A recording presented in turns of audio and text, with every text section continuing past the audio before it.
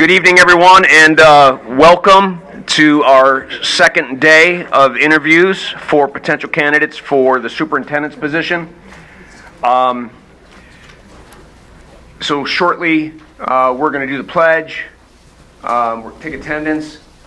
We're going to get into the interview process. We have two interviews today, just as we had two yesterday.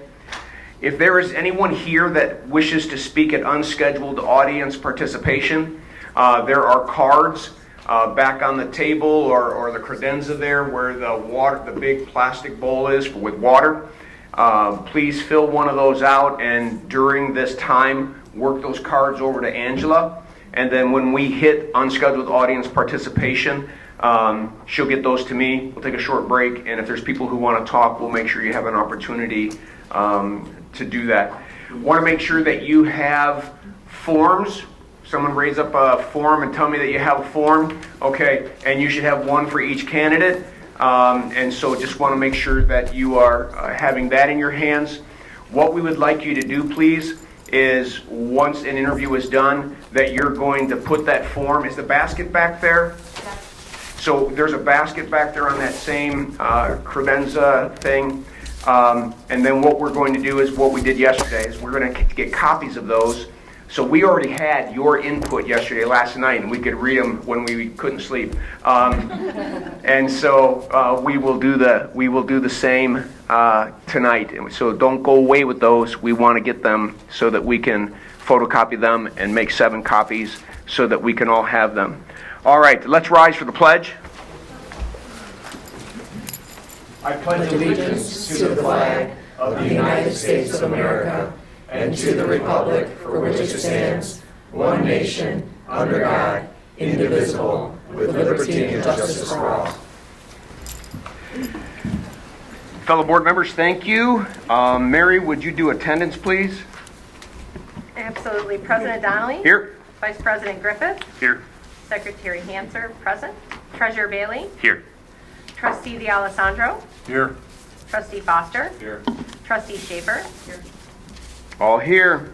There are no changes to the board agenda, so we move right on to number 3, superintendent search. And our first interview is Jill Lamont. I'm going to read off of this, Jill. So, good evening. On behalf of Oxford Schools, I would like to welcome Jill Lamont to this interview for the position of superintendent. Ms. Lamont is the Assistant Superintendent of Student Services for Oxford Community Schools. And Jill and everyone else, just to kind of get a feel for what this looks like. 90 minutes, which is being timed by John. So behind your back, he will let me know if we've gotten too lengthy, because the goal is to give you an opportunity at the end to speak and not have that get cut off. And so at 20 minutes, he's going to tell me. At 10 minutes, he will tell me. There's going to be 23 questions divided up by each of us on the board. Toward the end of the interview, if we have time permitting, you get a chance to ask us, the board, if you have any questions, and plus make a closing statement. And as I mentioned, if need be, we'll pick up the pace by communication between John and I, and letting you know to be more concise maybe with your answers, and make sure we get to the end where you can make a final statement.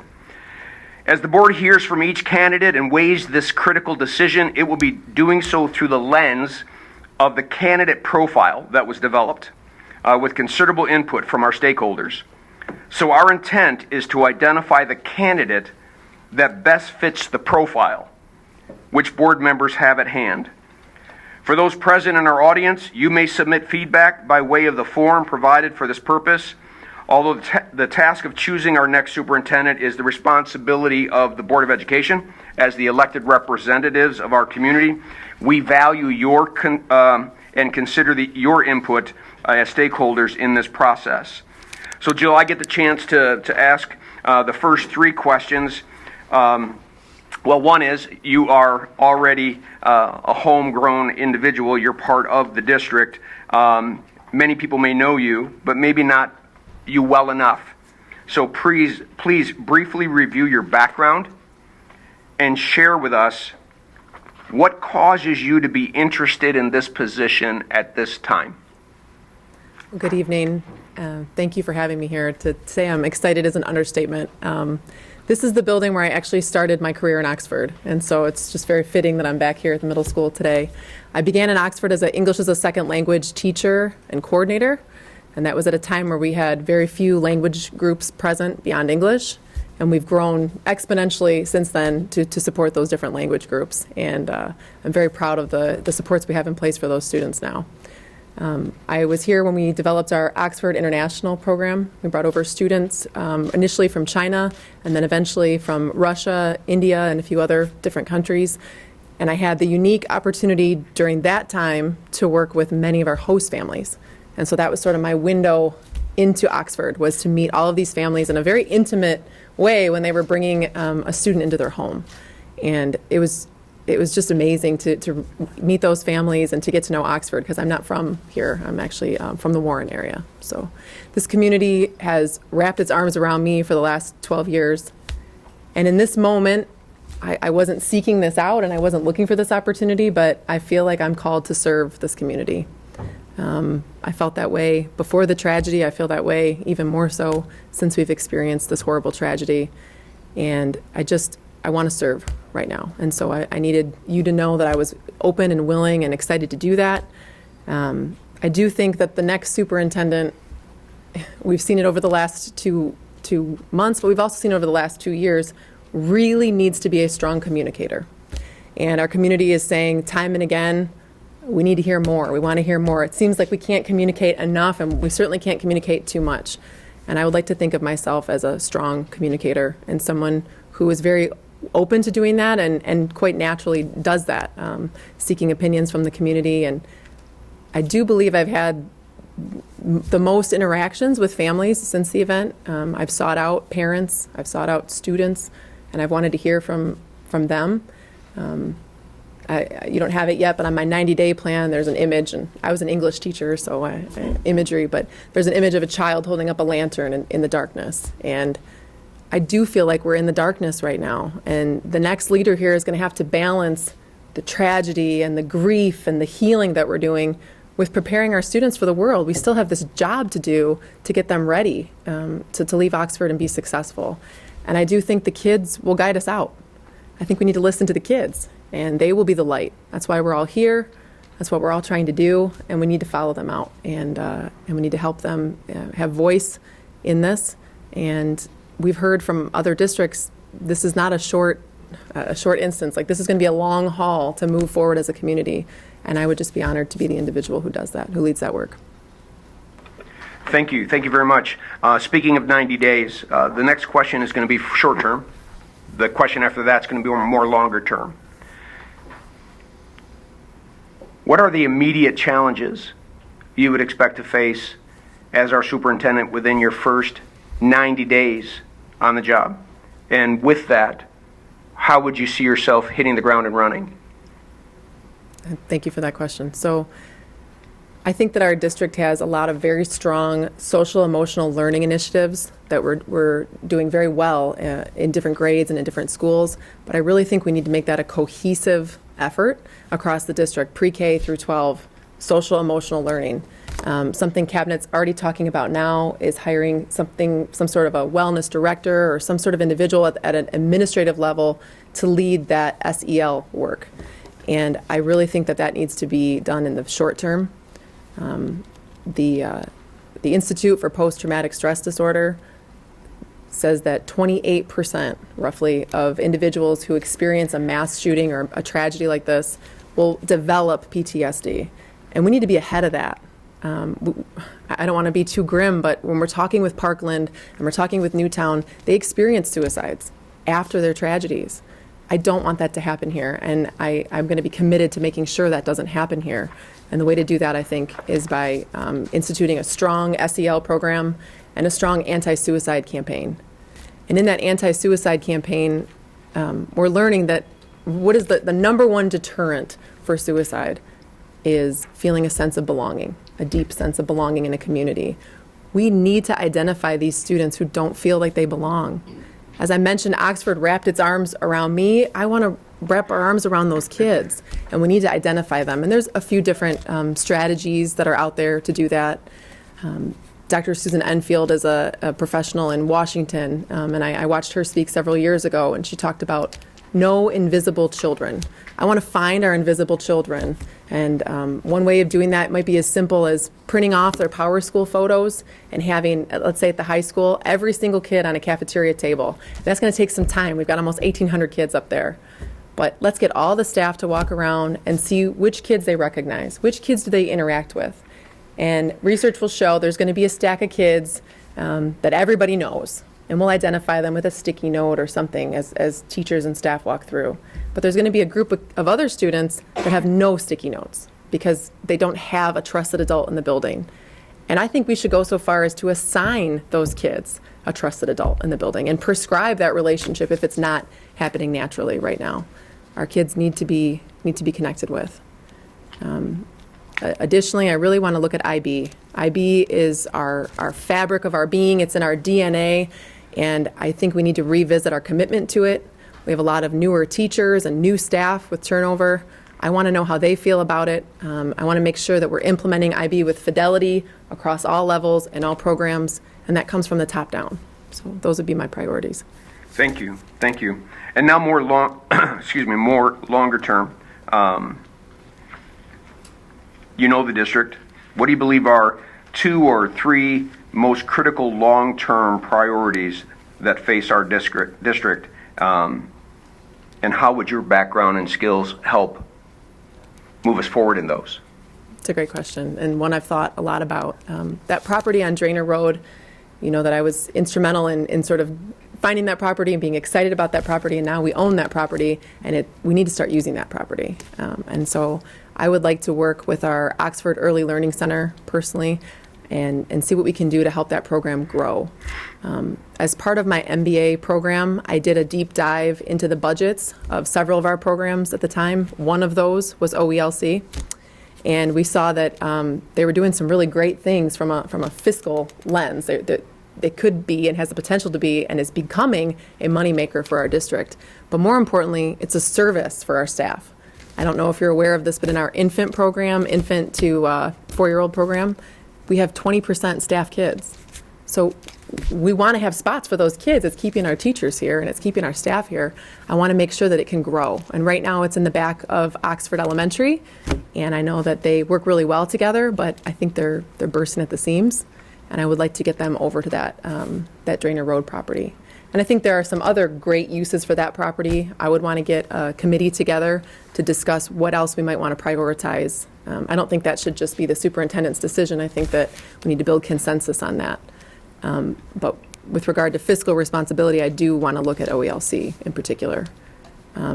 Another, you would ask for multiple, another priority of mine would be maintaining our seated enrollment. I love OVA. I had my office at OVA. I think they're doing amazing things for kids. Man, it's so neat that we had it during the pandemic. What a great program to have in place for us. However, we have to also give that same amount of attention and marketing and promotion to our seated, because we don't want to be, topsy-turvy. We want to make sure we're maintaining our seated programs as well. And I have some ideas about how to do that. I've talked with, the DDA and Jack Curtis and some others in the community to see what outreach we can do. Again, my current role is in enrollment, so I have an interest in this anyhow, to get out there and market to these families that are nearby and make sure that their young students become Wildcats. It really is a market now for schools. Public school is not just about where you live anymore, and I want to make sure that those kids that live here go to school here, and I want to reach out to them. Thank you.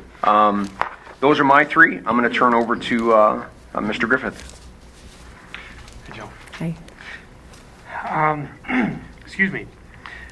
So maintaining healthy relationships with the school and the community stakeholders is it's important to the Board of Education.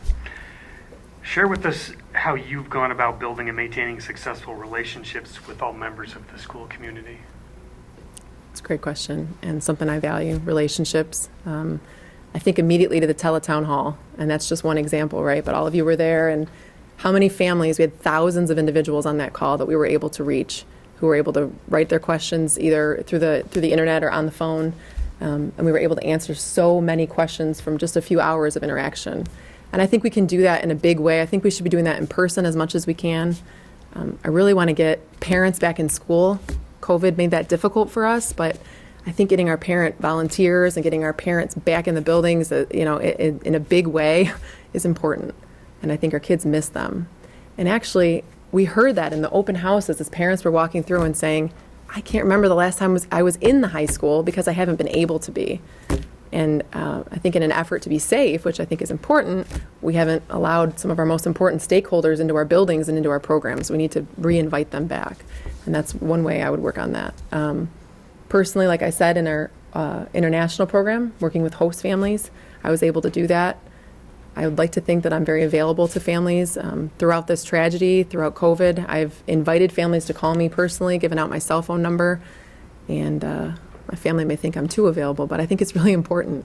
I do. And I think that if you would ask in the community or staff members, I've been very responsive. So I'd like to continue that work. Good. Thank you. So you've already talked about some, but if you could, using some of those examples of community activities where you provided leadership, and talk a little bit about how that brought benefit to the district. I'm sorry, how my interest in the families and my communication with families, was that what you said? So examples of community activities in which you've provided leadership and how that benefited the district. So when I was in my ESL position, I did run multiple different family nights, and we would invite families of all different language backgrounds, which we do have in our community, into the buildings. And oftentimes, because that is a smaller group, they feel forgotten, and I wanted to make sure they felt celebrated. And so that's one way they would come, and we would have foods from different ethnic groups and make sure the kids were able to be experts on their own home language and their own home culture. And I would like to, incorporate that again and continue doing those international nights. I thought that was really fun. Also, again, throughout COVID, it's made it very difficult to do that, and it's work I want to get back to. I think that Oxford has always been very welcoming of parents and of community members. Our high school is basically a community center, and I want to make sure that everyone feels welcome there. I think it's important for the next superintendent to be present at those community events and to make those connections.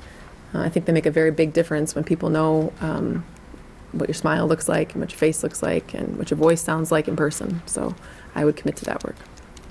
Thank you. And then how do we create a district-wide and community-wide culture of continuous improvement, planning strategically and aligning our actions to achieve strategic outcomes? I've been very involved in our strategic planning work. And I was with the previous administration as well. And we've invited a lot of voices to the table, whether it be through surveys or in person or other informal ways of gathering that data.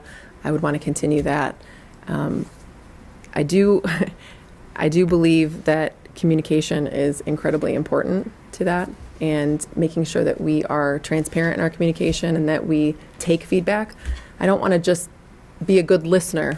Being an active listener is great, but eventually it leads to frustration when you don't act. And I'd like to be someone who does act on parent feedback and really elicits it. I know we've seen in our recent surveys we haven't gotten the kind of participation that we want.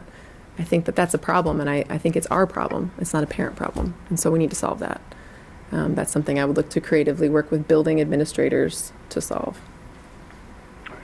Thanks, Jill. Mr. Bailey. Good evening. I want to switch gears and look at some of the backgrounds with finances. Can you highlight some of your experience with budget development, financial management, especially having to make some difficult budget cuts? When I was in charge of OIP, which our Oxford International Program, I was the owner of that budget, and it was relatively small at first when we had 7 students, and then when we had 93, it was pretty large, accepting tuition from overseas and managing all that money and making sure that it went back to kids.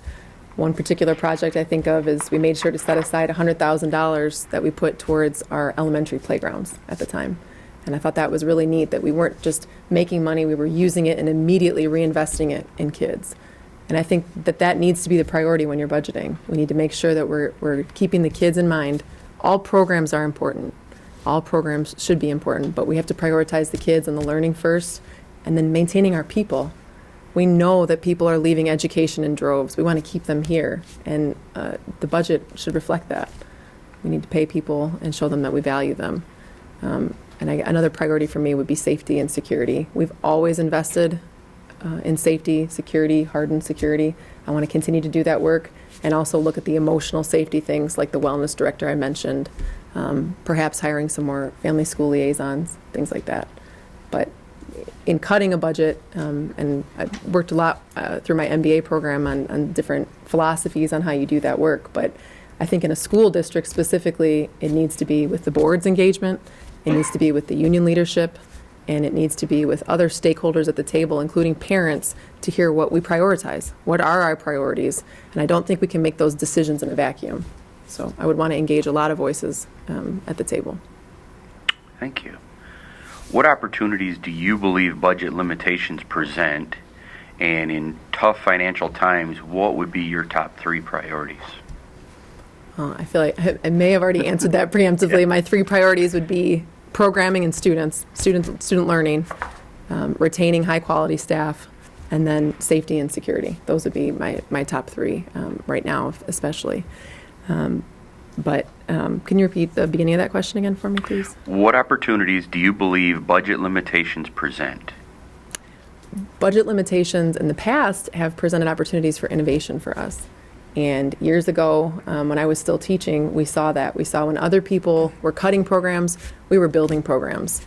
And people may have thought we were crazy, but they attracted students. And that creates a bigger budget. That leads to a bigger budget. So one of the things I'm proudest of here is that we have an administrative team of risk takers. And we have always been encouraged to take risks and to be innovative. And we have a safe space to bounce ideas off of one another in our monthly ad team. And I would want to use that time to do just that, especially in a time where budgets are tight, to use the room, all of the knowledge in the room and all of the professionals that we have who've been in many different districts and many different walks of life and come up with some good ideas together. Thank you. And my last question, what ideas might you explore to raise money for our district, and have you had success procuring additional funds? Our international program was extremely revenue positive, and I was in charge of that and its growth. I do think one of its pitfalls was maybe that it grew too quickly. Maybe was the only issue with that. If I were to grow a program like that again, and we do still maintain those relationships abroad, I don't know if you're aware of that. COVID, again, hurt us with bringing students over, but we have students who would love to be Wildcats all over the world. But before we want to do that again, I would want to make sure we had some more teacher input. I think that we need to make sure our teachers have buy-in before we start putting kids in their classrooms. But that's one way, is to re-explore and look further into the international opportunities for growth that are out there. We do also have a cyber charter school right now, and while the purpose of that school is not to make money, it does make money and some passive income for us, if you will. We are the authorizer of Lighthouse Charter Academy, and it's been very successful, and as its fiscal agent, we have been making some money that way. But I think both of those programs are great examples of times when I was invited and encouraged to be innovative and to take risks. And I would want to continue that culture here. I think that our current administration has done much to foster that sort of environment for administrators and for teachers, and I would want to continue that work. Thank you. I will turn it over to Ms. Schaefer. Thank you. Superintendents are always faced with challenges of making decisions when there's not always a clear answer. So talk about a time when you were faced with that and you went ahead and made a decision or were part of a decision, and you knew there was going to be an unhappy group no matter which way you chose. Mm-hmm. So your process of doing that, and then how did you go about making that decision and then kind of getting everybody on board? Thank you. I think tonight's decision about the snow day would be one small example, but that was not my decision. But I want to talk about COVID. I think COVID presented just an exceptional challenge for so many districts across the world, really, but specifically in Michigan. And I think we did it unlike anyone else. And I don't say that in a boastful way. I say that because we were open, and our friends were not, and our family members who are in education were not. And we had a lot of eyes on us, and we had a lot of people in the community who did not know if that was the right choice. I will tell you, in our administrative meetings, there were people who were not sure that was the right choice. Those of us leading were not sure what was the right choice. But when kids are your North Star, you're going to make good choices. And we continue to put the kids first. When they gave us the Michigan rollout of the My Safe School Plan days, literally just, I think it was fewer than 3 weeks before school started, 2 weeks before school started. We were nimble enough to work together and to make that happen. And we didn't know if we could pull it off when we were doing the work, but we just believed that we could, and we did. And I knew that that would upset some families. And as each week came and each, peak of cases or ebbs and flows of cases throughout, holidays would come and we'd have a big spike in cases and things like that, I was on the front lines making the decisions of whether we stayed open or we closed. And I know those were unpopular decisions, but I engaged our building leadership, I engaged our cabinet, and we made them together, and I think that's important. And so I believe we did the right thing. I think there are a lot of families in Oxford who are grateful that we stayed open when so many others were not able to do that. And it made me some friends, and it made me some enemies, being the COVID queen. So I think that's the best example. Okay. How do you lead without having official authority over people involved? I haven't talked much about November 30th, and I had not planned to, but that's an example of a time where I felt like I had absolutely no authority immediately after what happened.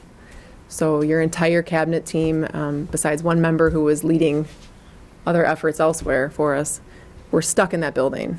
And you've got a group of type A personalities who are used to being in charge, and none of us had authority. It was the law enforcement. I mean, we had law enforcement agencies from all over the state that were there, and we weren't able to do what we normally do. And I think that was a learning opportunity for me, because all I could do was model leadership for the kids that were still in the building, for the adults that were still in the building, for fellow administrators. And I do believe I did that by being as calm as I could be, and I listened as much as I could listen. And again, I focused on kids. I was the one working with the victim liaison, talking about who was hurt and making sure those families were aware of who was injured and things like that. But that was a leadership opportunity in a way, as silly as that sounds, when we had no authority whatsoever over the outcome of that situation. And to feel so powerless. And I do believe that everyone, and I'm talking about high school admin too, just exemplified grace and understanding, and we're good to one another. And I think that that's leadership. Thank you. What are the key elements needed to establish and maintain a good working relationship between a superintendent and the board? The superintendent's relationship with the board is extremely important. And I think it needs to be clear what the protocols and processes are, and the only way to get to that place is to communicate. And again, I'd like to think I'm a strong communicator. I communicate with all of you now, and probably more than I ever would have if not for the safety protocols that we've had for the last 2 years and regular reporting. But as a superintendent, that would change, and it would be different. And I would want to work together to see what that looks like. One thing that I've thought a lot about with regard to board relationships is workshopping. And I don't know why we don't use that time more often to workshop together and to talk through problems, not in a formalized meeting, so to speak, and not before we vote on something. That's something I would want to explore with all of you if I were honored with the position. But I do think transparency, trust, good communication with one another, and really, I know who the other candidates are, and none of us are sitting superintendents. So whoever you get, you're going to have some grace for us, and we're going to have to work together to come up with a new normal. And I would be excited to do that with you. Okay. Last question. Given what you know already about our district from being in here, what do you believe our vision for the future should be, and how might you engage yourself in moving towards that vision? One thing I'm very proud of here is our ability to manage college readiness with career-focused education. And I think we need to continue to lean into that work. I think it's important. You know, we have so many different career pathways. I think we're getting close to a dozen now, different career pathways at the high school. But it's important to note that that work starts as early as kindergarten with our career-focused education and getting kids excited about different career paths and different ideas of what they might want to do, and always keeping that portrait of a graduate at the center of those conversations, that we're preparing kids to leave and preparing them for the world. And I want to do that work with our building administrators and continue that. Okay. Or we have done. You can drink water. Please give us an example of educational challenges or reforms that you have initiated. Turn this on. In your career that have led to improvement in student learning. I did talk a little bit about one of these, but I'm going to go back to my teaching days.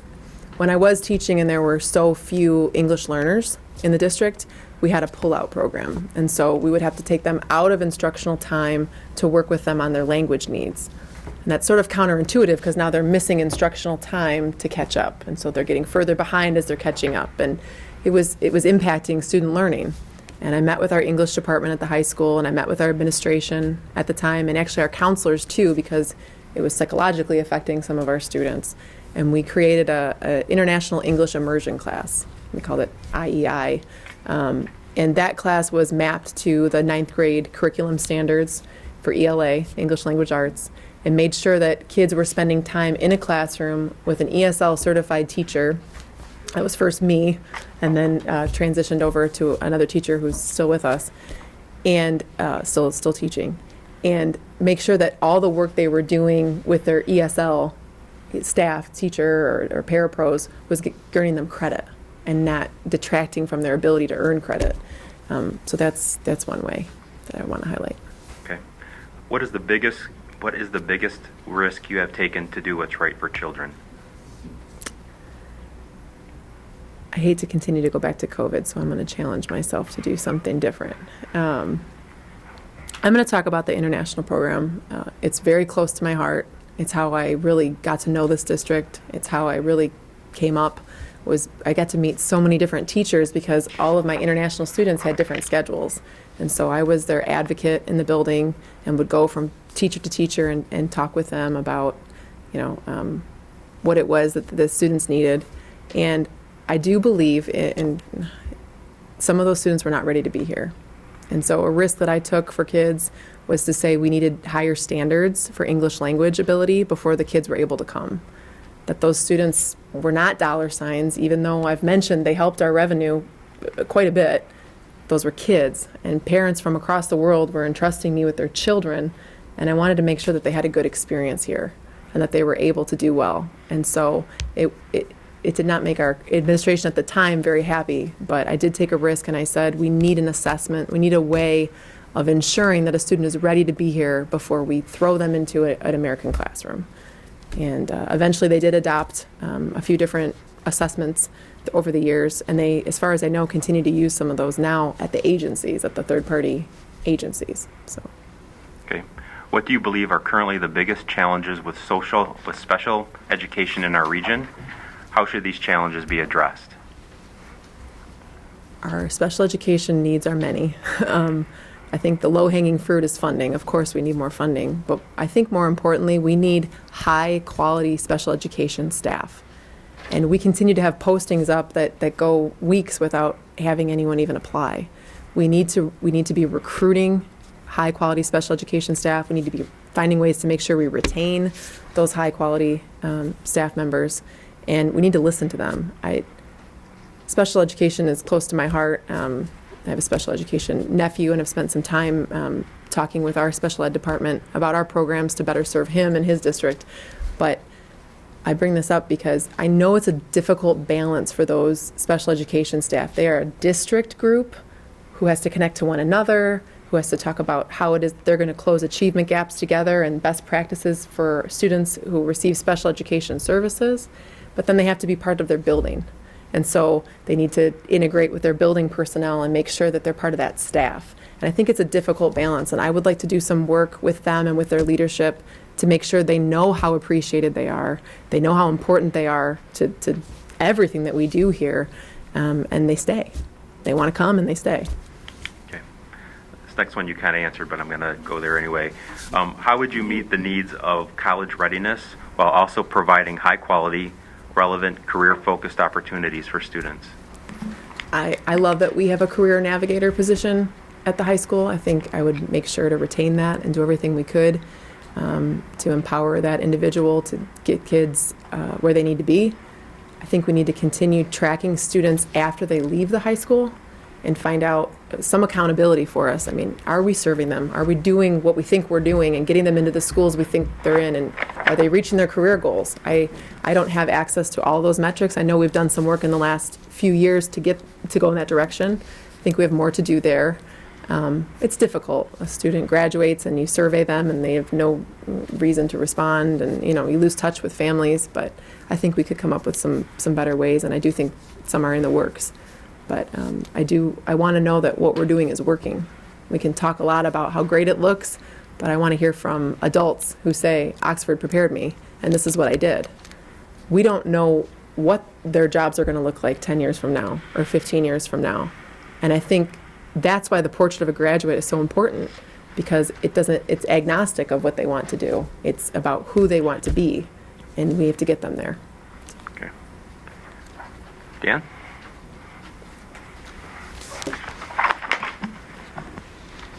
Welcome. Jill, I'm going to ask a couple questions about political awareness. What is your biggest concern regarding the political climate of education in Michigan? And as our superintendent, how would you advocate for political actions that benefit our district in public education throughout our state?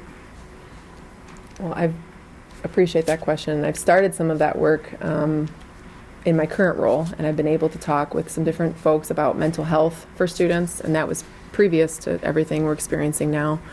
When we talked about some of the different ways that we could address the mental health needs of students right now, that we're really asking teachers to do far too much and asking them to be far too much to kids. And that would lead to my next piece, which is burnout. How are we addressing in Michigan staff burnout? You heard last week from one of our staff members up here that's speaking for dozens and dozens more that they're doing too much and they're not getting enough. And it's not just money, it's time. I want to see work-life balance re-upped in education and remind people that teachers don't need to be everything for everybody. And I do have some relationships already with some different groups. I think as superintendent, I would make sure to be in the Oakland County Superintendent's group. They have a legislative committee. I would like to join that. Also MASA and working with that group. We also have our virtual learning committee that we've been doing work with them, the DLAC committee. So I would continue that work. Okay. What are specific ways in which our district should be working with other local districts, specifically to help meet our students' achievement goals? I love what we're doing with CTE, and we are partnering with other districts and working through Oakland schools, and also through OTEC and our other different career-focused. I think we could be doing that with other areas. We could be doing that with other things, other content areas. I love the idea of Automation Alley. I don't know if you're familiar with that organization, but I'm a member on the part of the district. We're the only school, any K-12 school that's on there. But it's making sure we're connected again to jobs and to opportunities for kids in the county. I'm actually on their International Business Service Advisory Council and talk with them about the future and what it looks like. And I do think that we can learn from others. We see that right now with Brighton area schools, that they had this therapy dog program as an example. And what a great thing, what a great way for us to learn from others. And that's outside of our county, but we need to partner with the other experts. And we can do that in a lot of other ways, I think, going forward. Okay. And I don't think I've ever been this brief, but They're only giving me 3 questions. What impact has standardized testing and teacher accountability had on our education system in Michigan? Well, I'm thinking of Every Student Succeeds Act and just making sure that we have participation on our standardized tests. And I do believe standardized tests are important and accountability is important, but I don't believe in teaching kids to be good test takers. We don't want them to leave here good test takers. We want them to leave here adults who are ready for the world and ready for those careers that they choose or whatever it is that they choose when they leave. I think we're putting too much emphasis on it right now, standardized testing. I understand the reasoning, I understand why, and it's accountability for teachers, but I think if we were to do things, I love the IB way, the portfolio, and looking at how kids do something as opposed to how they recall it on a test. I think we've done a lot for personalized learning in this district, and I would want to see that more across the state. There are some big pushes in some different areas and some groups, legislative groups that we're involved in, trying to make that work happen. That a student is not judged by a snapshot in time, but by their work and their progress over time. I do think that it has caused some concern for some already burnt out teachers, right? That those teachers who have low test scores with their students might be unfairly, blamed for that. And actually, those teachers who have high test scores, it might obscure deficiencies because test scores are not everything. So, thank you. Thank you, Jill. I'll turn my mic. Mary? Welcome, Jill.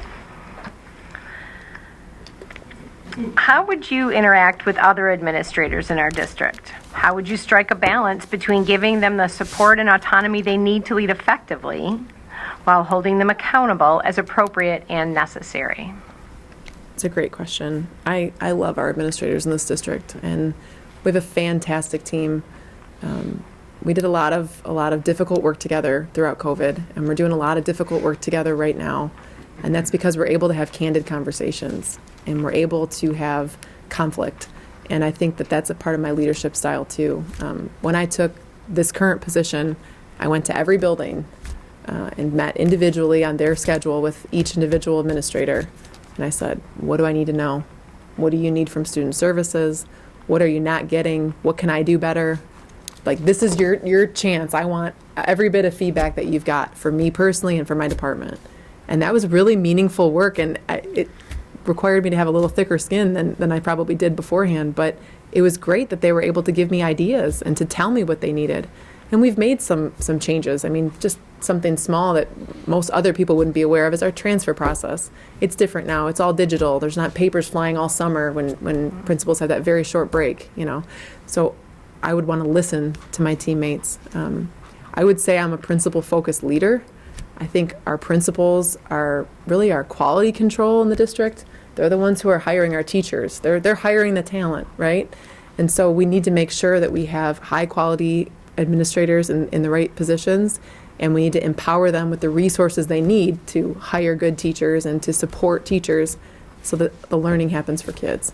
And we have a great team of people who are committed to that work, and I think I would just recommit to that. It would certainly be a change for me to be in this position of superintendent. Our cabinet is fantastic, and I have learned so much from each individual that I work with every day, and I would plan to continue to learn from them. When we did the Navigate, or I can't recall the name of the tool, but Mr. Larry Lobert came and he worked with cabinet to look at all of our leadership styles.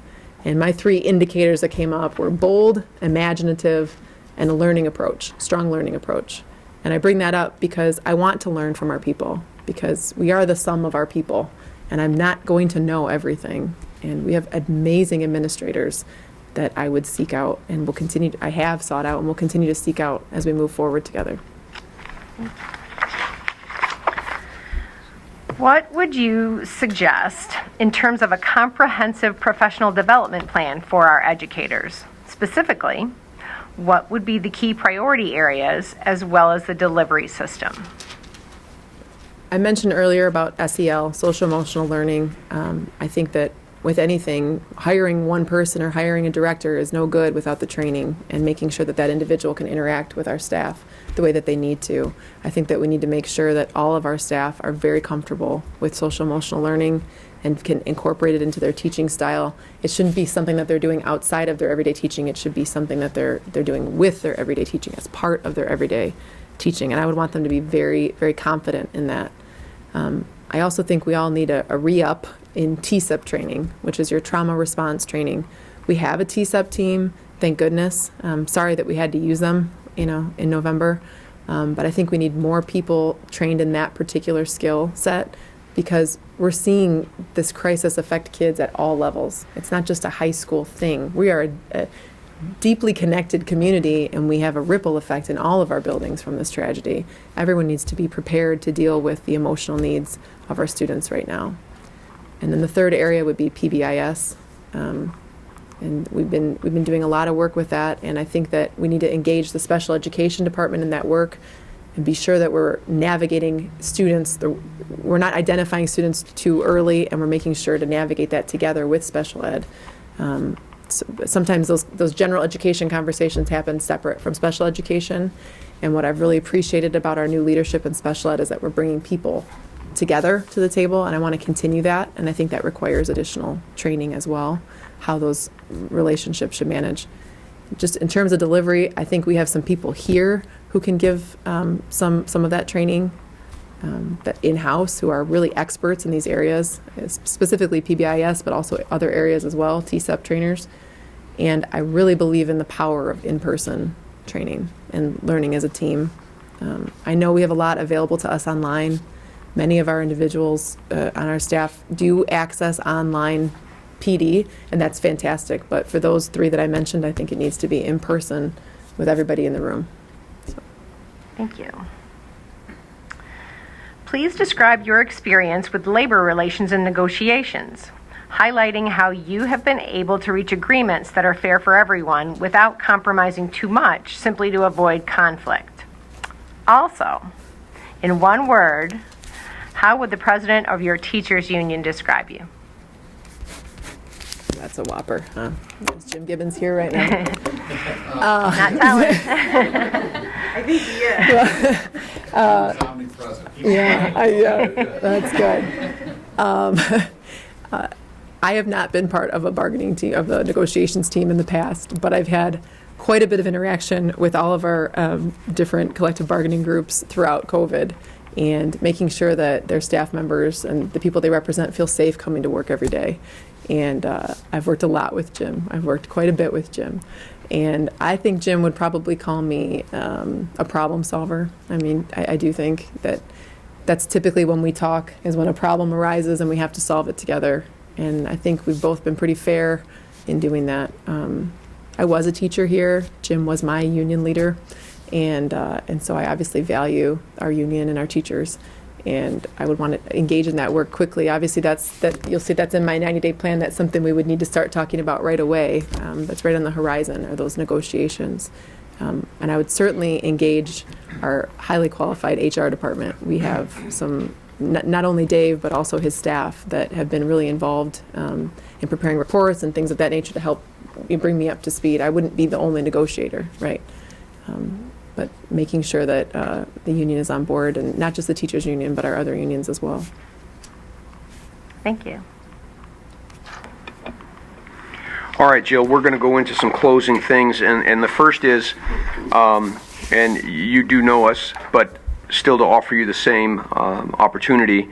Do you have any questions for us as a board? And if you do, feel free to ask, and we'll see who would like to answer. I do. So if I were honored with this position and I were sitting here a year from now or so, what would a successful first year look like to you? What would you want out of your superintendent in the first year? What would you want out of a superintendent in the first year? Someone want to hit part of that? I can. Please, Mary. I can hit part of that, as we are a team here, but we're not just a team of 7, we are a team of 8. And it's important that we are involved in the places that we need to be involved in. I think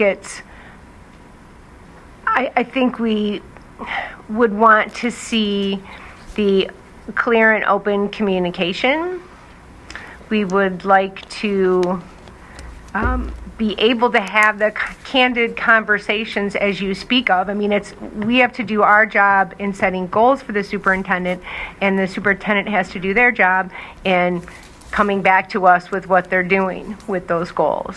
I expect in a year, I would like to hear, I would say nothing but good feedback, but I know that's not the case because people are people, but I'd like to hear more positive feedback than negative from the different levels of staff and community. I'd like to be the parents to be saying, wow, it seems like it's going well. Thank you. And from the staff and from teachers and from students.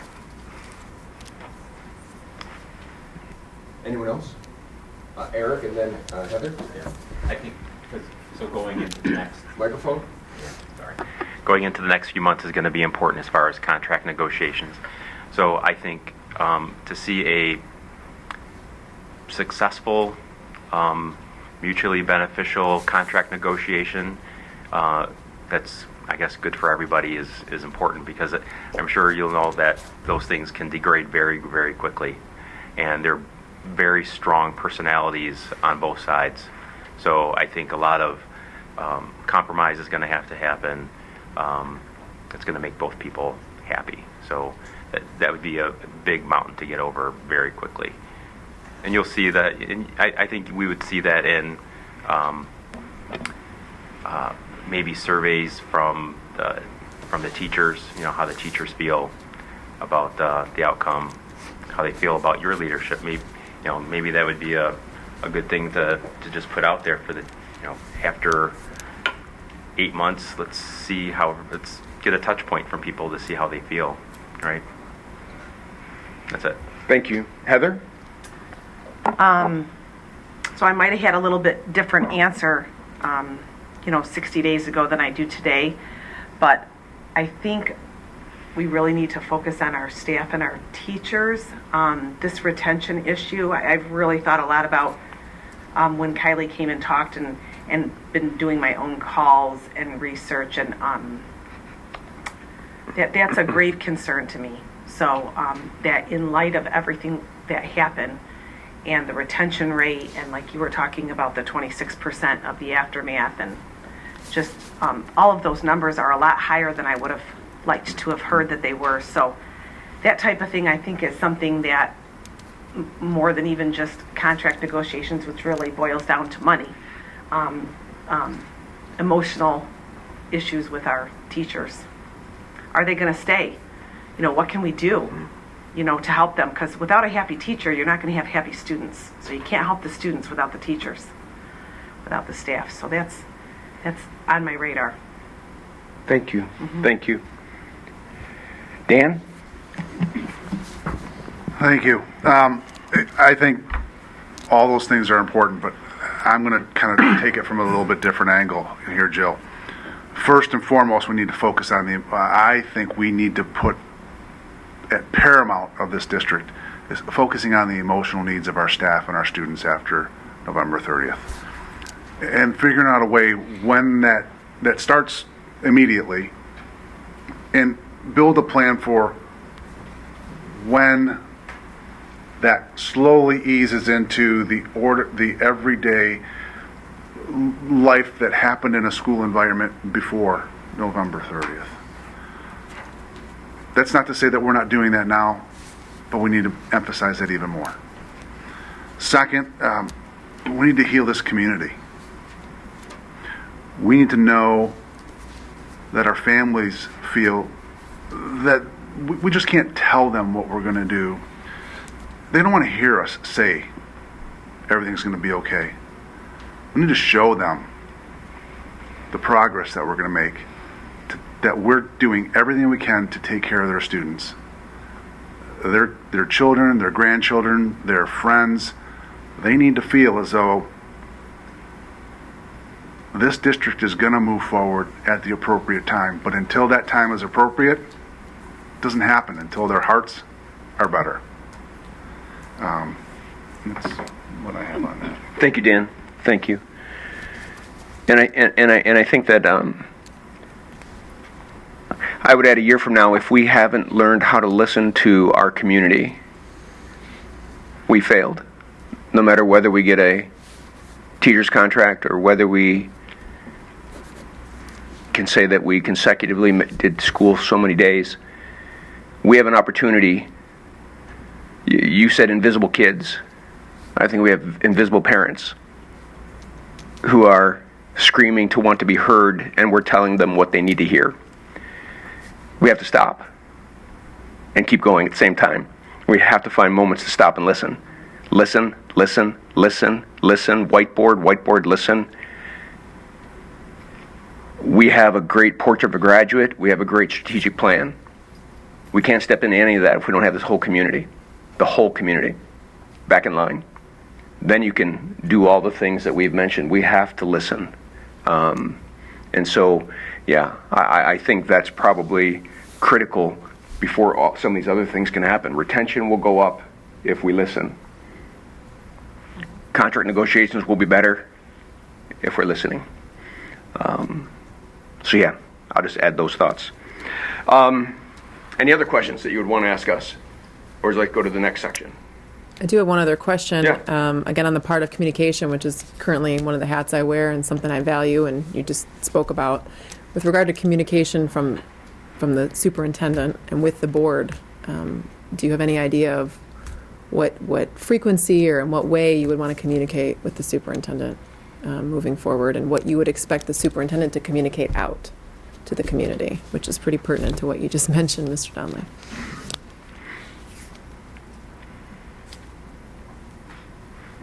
I'll start. You can start. Joe, that's a great question. I want to reverse the question and ask her. Yeah, well, that's not on the list, and it wouldn't be fair. But that is an excellent question, because I think and everybody that's internal and everybody on our staff, they have felt as a body, frustration. Because there are limitations to what can be said, and those limitations aren't just placed upon us by the situation. Those limitations are constant in education. We live by what's called FERPA. But that doesn't mean that this body should be under that umbrella where we just never hear what's going on. And while we understand that now, that will need to shift. Because there's no reason that anybody on this board does this for any other thought in their mind but to help. And if we're not helping, we shouldn't be in these seats. And that to me is the biggest thing that I would like to see happen.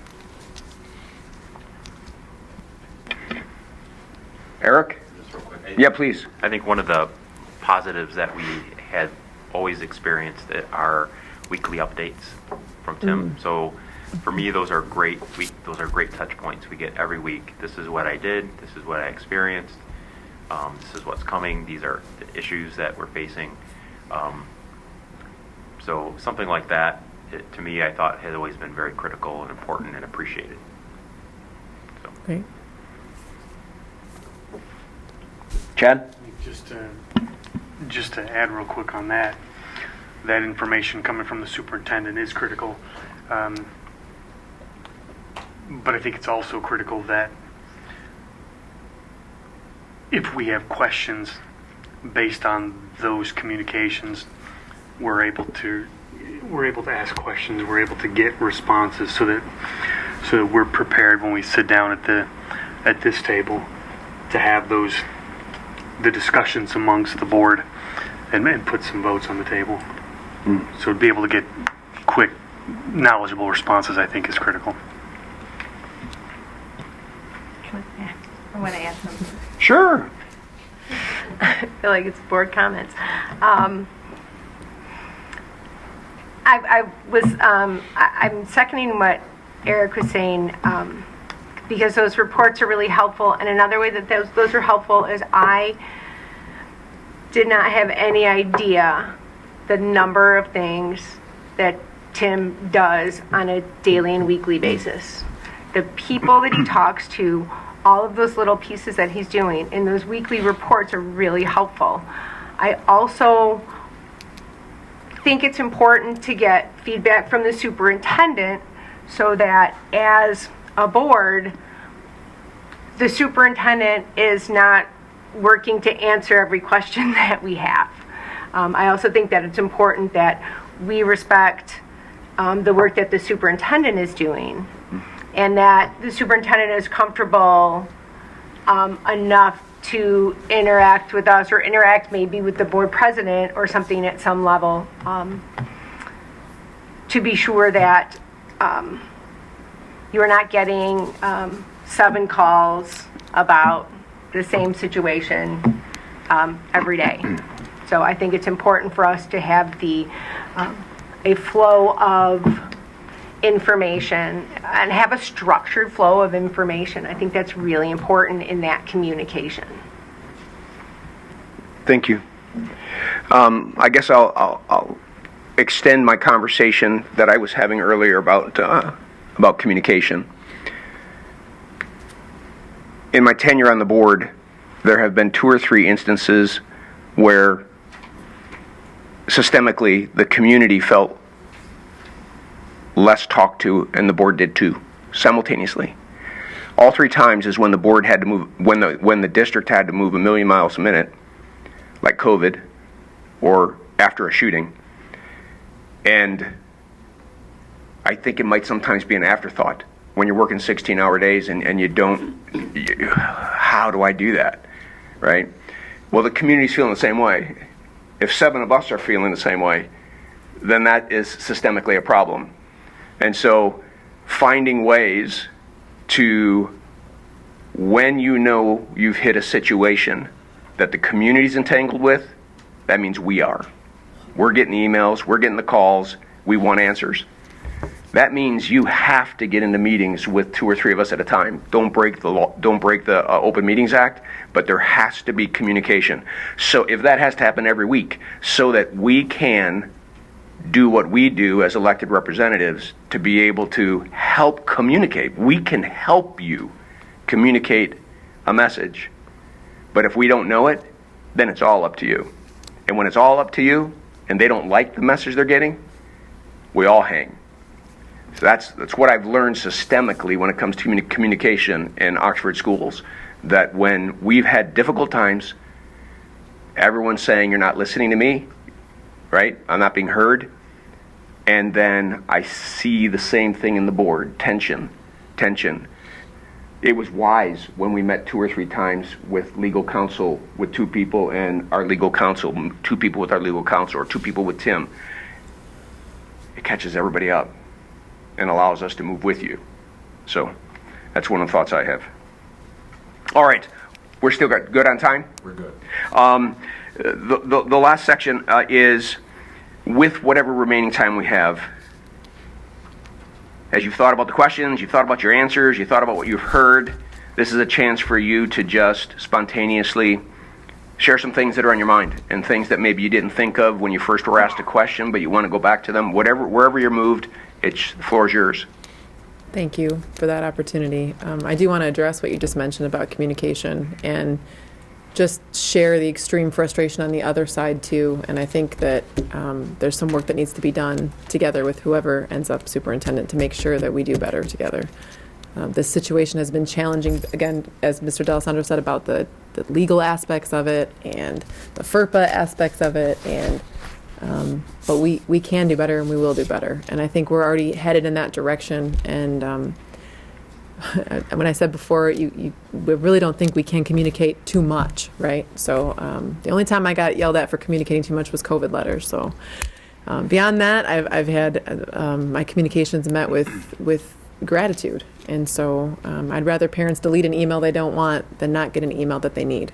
And so we're gonna do better with that. And I think it's more in-person things, like I said, forums, workshops, getting together in the same room. It's a different feeling. When I've talked with families on the phone, it's 100 times different than an email, you know. And I've really invested many hours in doing that work, and I know our whole team has, to connect with families. And I've been able to connect with some students too, and that's been incredible. I don't know if I talked enough about student voice in this. I talked about them leading the way out, but we have to invite their voice to the table and give them voice and listen and actually act and do what they tell us they need. And again, the research is going to show there's probably going to be about 90 to 95% of our kids who are ready to transition out sooner than the other 5 or so percent.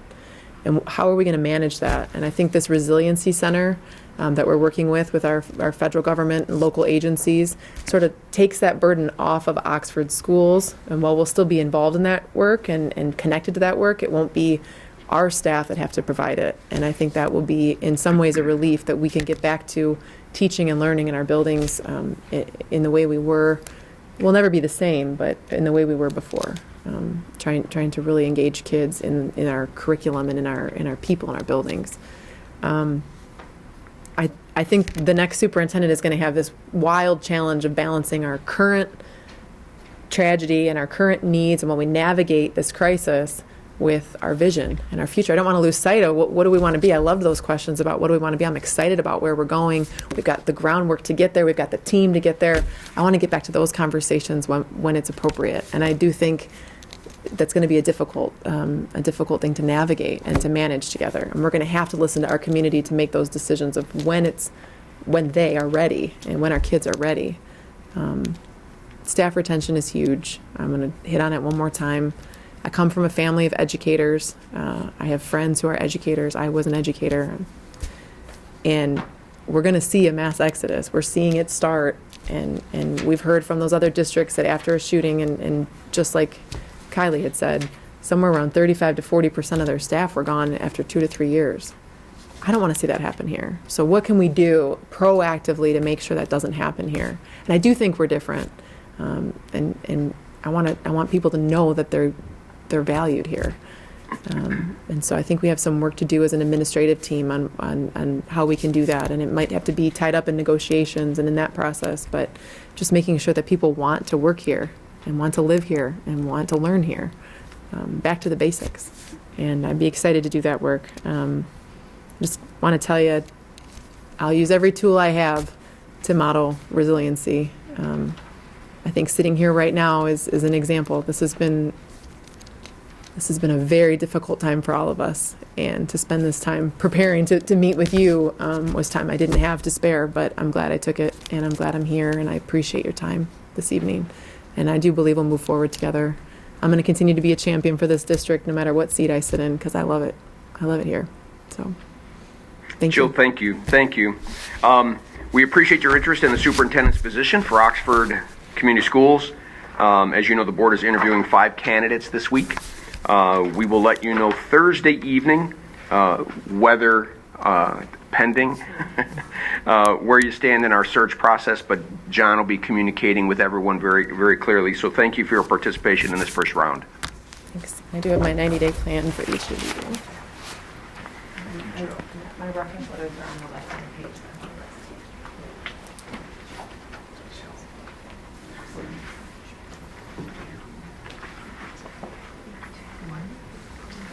Thank you very much.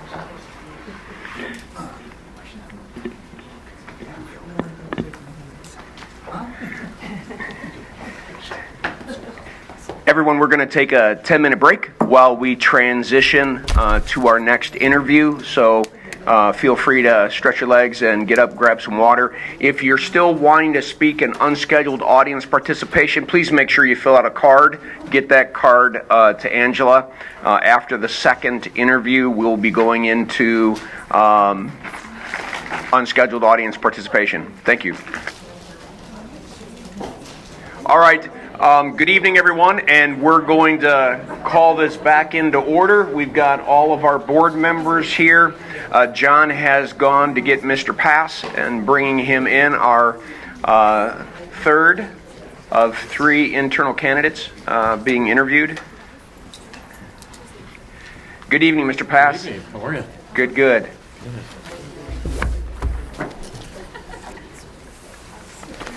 As I was mentioning to everyone out there, you are the third of 3 internal candidates, the 4th candidate that we are interviewing. We have one more tomorrow if the weather holds out.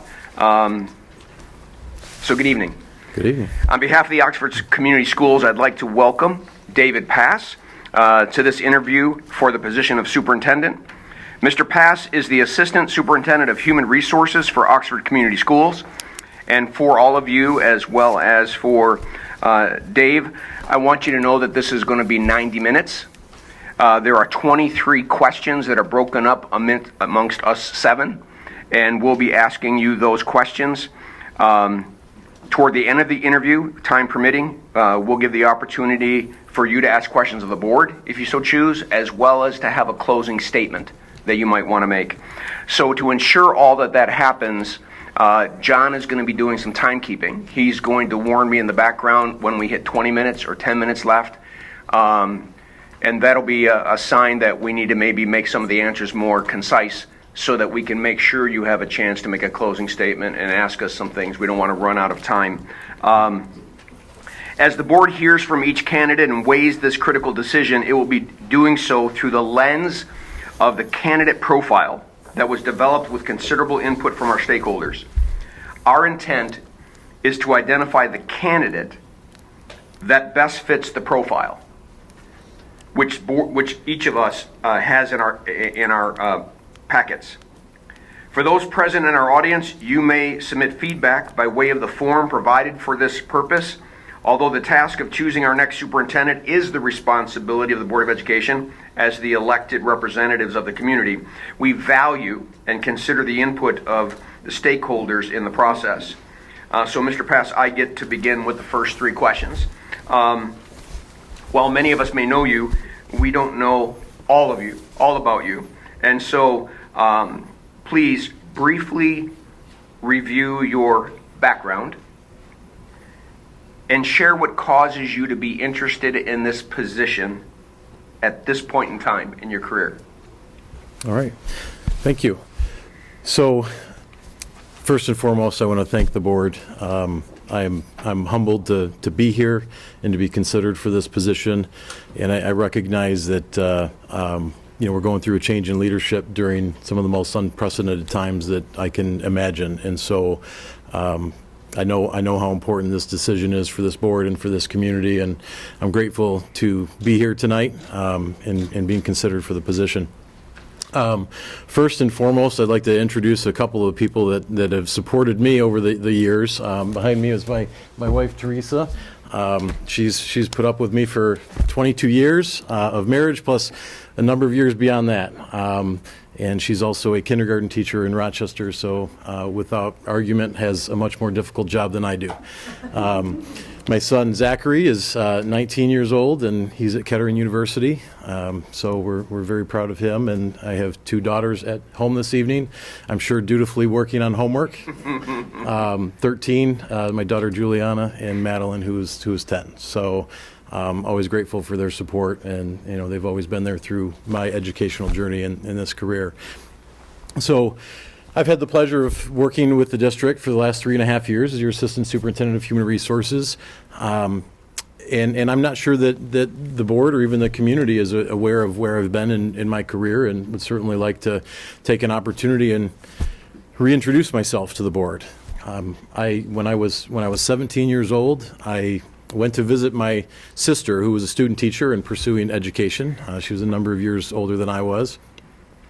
And from that moment, I knew I always wanted to be a teacher. It resonated with me, and pursued my undergraduate degree from Oakland University in elementary education with a major in math. Throughout that time, I felt very prepared as an elementary teacher, and was offered my first position to teach middle school. And so, it was a big learning curve, but I absolutely loved teaching middle school in that age group. Really felt blessed to have that opportunity. Taught both 7th and 8th grade math, and really immersed myself in that experience. I coached wrestling, coached boys basketball, I coached heavyweight football during my time there. And then went back to college to pursue a master's degree from Oakland University, a degree in curriculum instruction and leadership, and was, after 8 years in Waterford, was fortunate to become the assistant principal at Avondale Middle School. served in that capacity for 2 years, and sometimes we can't time opportunities, and at that time a principalship opened up at Graham Elementary School, and was fortunate to be selected for that position. Avondale was, I think, a pivotal point in my career and my leadership development. Being a smaller school district, serving just over 3,000 students, the administrators in the district took on a lot of additional responsibilities. One of those responsibilities was overseeing different curricular areas. And since I had a background in math, I oversaw the math for the district. And during my time there, we oversaw K-12 math adoption for the district, which was a pretty comprehensive process that we undertook to involve different stakeholders amongst our staff and pilot programs across the district and finally make a selection. And then also, we had a very limited central office staff at that time, and so building administrators participated on the bargaining team. And so I was able to participate on the bargaining team with the Avondale Education Association, and we engaged in an interest-based model in Avondale. And so it was a great experience to learn that. It's a consensus-based bargaining model, and that was a great experience working and building those relationships with our association. And at that time, I happened to be the head of the Administrators Association, president of the association, and this was in the midst of the recession, and the district, Jennifer Granholm at that time, when we were in the recession, she line item vetoed part of the foundation allowance at that time. I think it was $170 a pupil. The district lost their 20J funding, and virtually overnight, the fund balance was wiped out, and put us in a real difficult situation. And at the time, the district was exploring a variety of options in terms of how to reconcile, some of that debt and those losses. And one of the considerations they were making was to have one elementary principal in charge of 2 buildings. And at the time, the way I was the third on the seniority list in the elementary principals, and so I took that opportunity to pursue principalship in a couple of neighboring districts, and that led me to Troy Union Elementary and became the principal at Troy Union Elementary at that time. And had some great experiences at Troy Union. Into my 4th year, I was asked to fill in for our assistant superintendent of elementary instruction, who was out for a few months. And so had that opportunity to fill in for 3-4 months while she was out. And during that time, we had a new assistant superintendent of human resources, and happened to be an attorney, so well versed in labor relations, but did not have the background on the instructional side. And he was looking they decided to create a new position, a director of human resources, and I was tapped for that position and interviewed, and was fortunate to move into that role. And as the director of human resources, I was able to learn quite a bit from my boss at that time, who kind of took me under his wing and taught me a lot on the labor side. But I also, one of my primary responsibilities was supporting the teachers in the district. So I oversaw the teacher evaluation process or program, and the teacher mentor and induction program, as well as supporting all the teachers across the district. Well, in that, around that time, I had learned that Nancy Letowski was planning to retire in Oxford, and Oxford reputation precedes itself, and I wasn't actively pursuing any position at that time, but Oxford was on my short list of places that I would have wanted to go. And I did a tremendous amount of research on Oxford. I mean, certainly I knew the reputation, but I wanted to understand the people of the organization, and actually watched years worth of board meetings to get an idea of what the vision was of the district, and how folks interacted with each other and what they valued. And it just resonated with me, and I felt it was a really good fit. And so I applied in Oxford. Oxford was the only place that I wanted to pursue. And so, I was fortunate Oxford chose me, but, I also chose Oxford as a place that I wanted to be, and really hoped that I could come here and finish my career in Oxford. And so, been blessed to be here the last 3.5 years, supporting our employees throughout the organization, and certainly being a part of, our cabinet team, and, many of the decisions that happen across the district, even beyond just a human resource focus. And then to, I guess, get to, what brings me to this position, I've had close colleagues and friends, outside of the district say, ever since the tragedy on November 30th, is this something you still want to pursue? And without question, education has been a calling for me. And, I believe I've been called to a greater purpose, to make a difference, support this community, support our kids. And that's why I want to be your next superintendent. I believe that the experiences that I've had and the education that I've pursued, and even more recently completing my doctorate degree in organizational leadership from Oakland University, attending the Superintendent's Academy through Michigan Leadership Institute, I think have helped prepare me. I know I have a lot to learn. I always do. I'm a lifelong learner, and I know this will be a challenge, and I'll certainly make mistakes along the way. But I'm passionate about Oxford. I'm passionate about wanting to make a difference in the lives of kids, and that's what brings me here today. David, thank you, and congratulations on your degree. Thank you. The next two questions, first is short term, second is long term. Okay? Just so you're prepared for the direction. As you look at the next 90 days, what are the immediate challenges you would expect to face as our superintendent? And given that you're aware of those, how do you hit the ground running to begin to deal with them? I'd like to reiterate November 30th has transformed our district and our community, without question. There isn't anything I could imagine that could be worse than what this community has been through. And so when I think about the next 90 days and what we need to do, we've certainly made some efforts in that regard, and getting our kids back into school. We've got a lot more work to do. I think the first thing that comes to mind is we talk about safety. And that's not just physical safety, that's emotional safety, psychological safety. Our kids' innocence was stolen from them, and it breaks my heart. Our kids shouldn't have to, deal with what they're dealing with right now. And we've got some work to do on that front. Our kids need to feel safe, and I know they don't, because that was taken from them. And so when I think about the next 90 days, we certainly have to have an intense focus on safety, physical and emotional safety, and that is, tapping into mental health resources, making sure our kids have exactly what they need. One of the challenges I think we're facing on a daily basis is that our kids are all over the place in terms of where their needs are. Some kids are ready to go, and they're ready to get back into those academics and pursue that. We have other kids that struggle every day to walk through our hallways, and so we have to meet every child where they're at and provide those needs. We've got to differentiate to make sure we're meeting those needs, and so I think that's our immediate focus.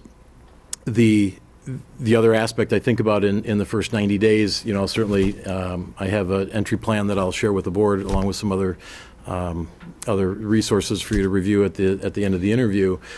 A big part of my 90-day plan is listening. We need to listen. We need to engage. When I say we, I'm really talking about me in terms of if I were your next superintendent, I want to engage with our students.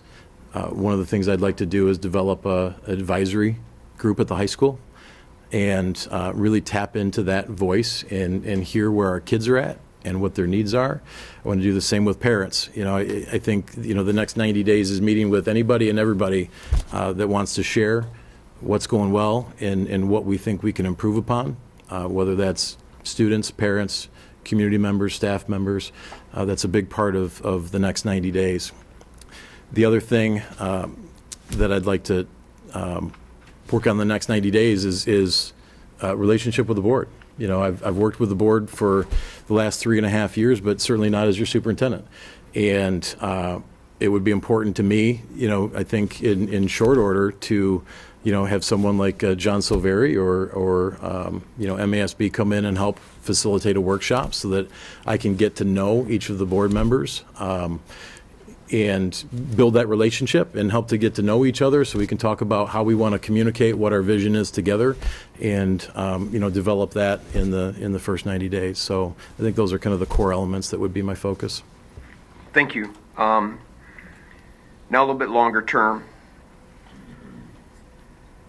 What do you believe are 2 or 3 of the most critical long-term priorities our district will need to address, and how does your background and your skills help address them?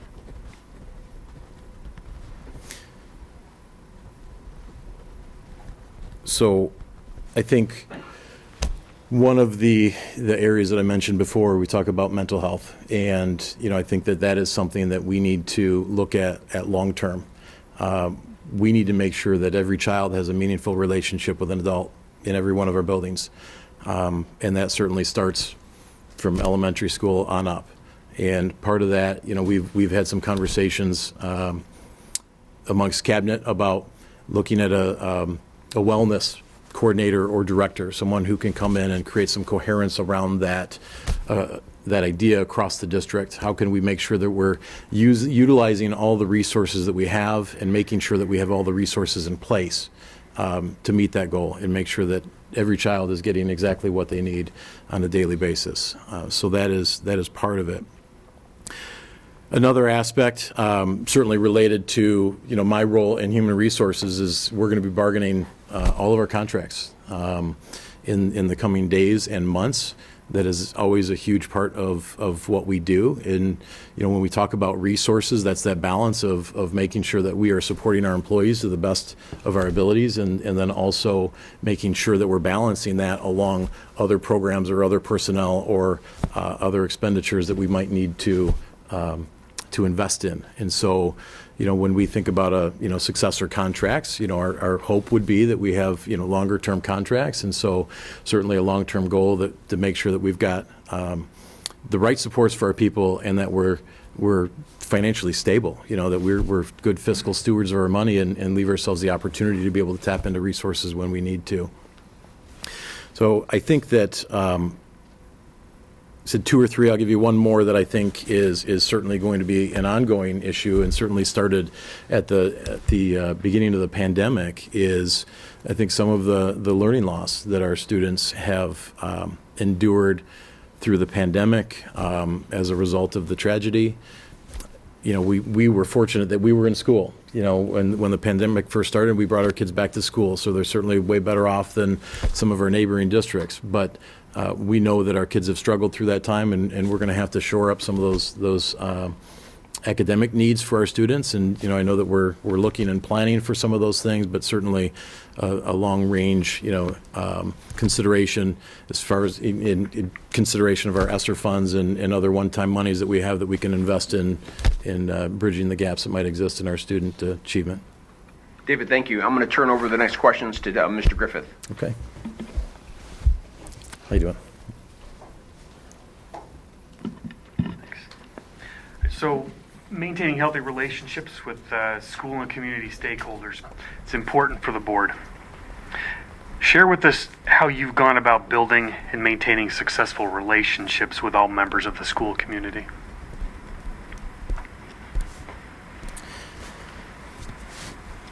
I'm going to back up and maybe just share an experience from my time at Troy Union Elementary when I was principal there.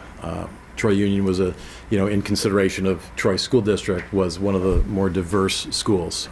We were Title I building, had significant low socioeconomic population in the building, and very diverse student group. And one of the things that we had talked about was, how do we elicit more parent involvement in our school? And so we had undertaken a couple different initiatives, but one of them was bringing in a program that was called Watchdogs, and it was a really cool program. Dogs stood for Dads of Great Students, and one of the things that we had found is we had moms that would volunteer fairly regularly, and our dads just didn't know how to engage. It wasn't a natural environment for them to be in their kids' school on a daily basis. And so this program gave us an opportunity to have dads sign up. Our kids loved it, loved seeing their dads in school. They would volunteer all day long. we would have them assigned to different classrooms where they would go in and volunteer, including their own kids' classrooms. They'd spend time in the lunchroom, out on recess with their kids, and really valuable program that helped us inspire some of our community members. When I think about relationships in my current position, certainly I work on that on a daily basis, supporting our employees throughout the district. Sometimes that's, directly supporting our employees with whatever their needs are, and oftentimes that's working with our union leadership. Mr. Gibbons and I, we probably talk almost daily sometimes. We're in regular communication, and that's important to me because I want to know what's happening in the district. I want to know what our teachers are experiencing, so that we can support them however we need to. And sometimes he's been a great conduit for me to be able to stay connected on the day-to-day, what's going well, what our challenges are, so that we can be proactive in making sure that all of our teachers and other employees feel supported and that they have what they need. So I think just a couple of examples of how I've done some of that in my career. Thanks, David. If you could share with us some examples of community activities in which you've provided leadership, and then talk a little bit about how that benefited the district.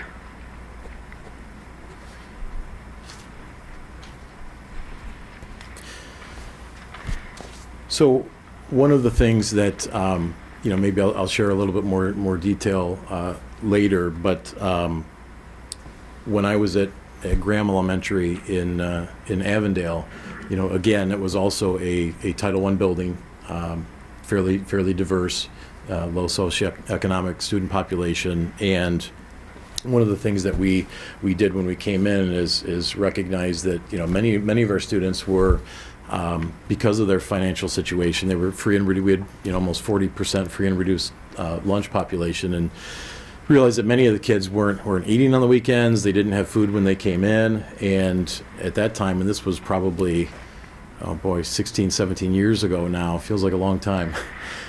We partnered with Blessings in a Backpack, and that was really when that program came to be. We were one of the first districts that partnered with that program. Blessings in a Backpack was a partnership with Meyer, and Meyer donated the food, and we had parents that would come in and help, and we would give food to students. They would have food over the weekend, and then some food during the week that we delivered to students every Friday. So I know we have a program that we do currently in the district, but that was a similar thing that we had partnered with in our community to really garner that involvement. And likewise, when I was at Troy Union,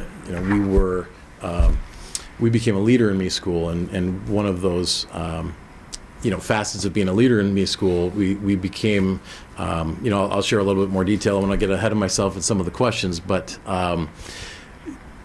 it was a transformational program that really helped us partner with a variety of different organizations, where we brought other community partners in, other schools in, to kind of see what was happening in our building. But I also want to just share briefly that one of the things, when we think about our response to the tragedy that occurred here in Oxford on November 30th, we've been blessed to see the power of community partnerships since then. Just an absolutely amazing and really quite overwhelming response, and that's impressive. I think sometimes we don't realize the access we have to resources, even in our own communities. When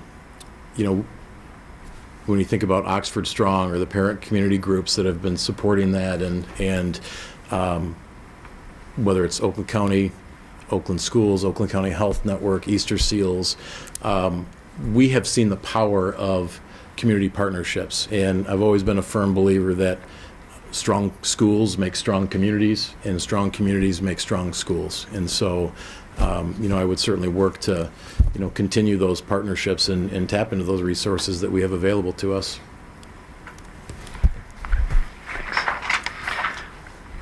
All right. And then how do we create a district-wide and community-wide culture of continuous improvement, planning strategically and aligning our actions to achieve strategic outcomes.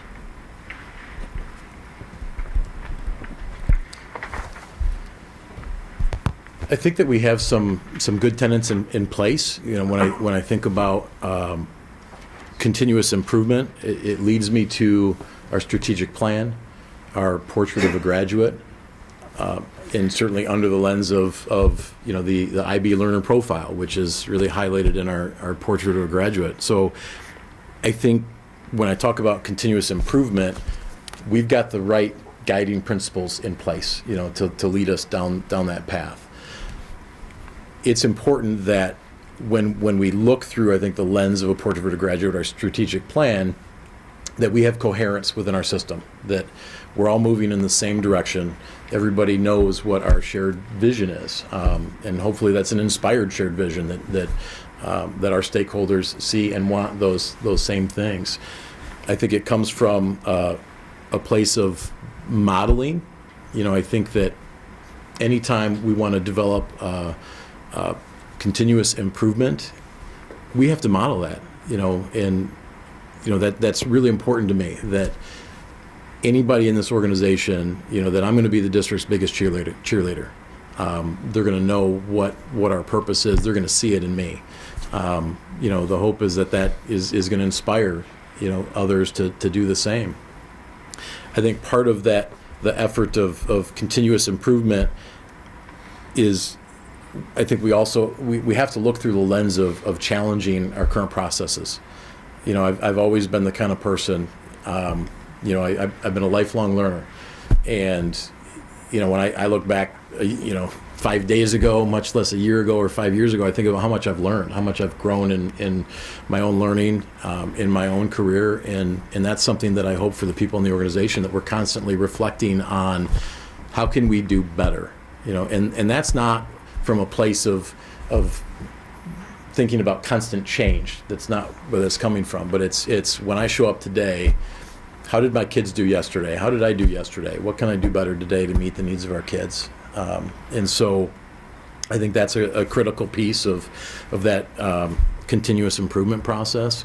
And, you know, I think that we need to empower our people. You know, that's one of the things that I've been very blessed in my career to be surrounded by amazing, intelligent people who have the same passions that I do about kids, and we need to be able to tap into those resources. We need to empower our people. We can learn from each other, and sometimes I think our difference is what makes us better. You know, when we can have some real dialogue around divergent ideas and opinions. And I think the last thing I'd say about, you know, the continuous improvement is celebrating our successes.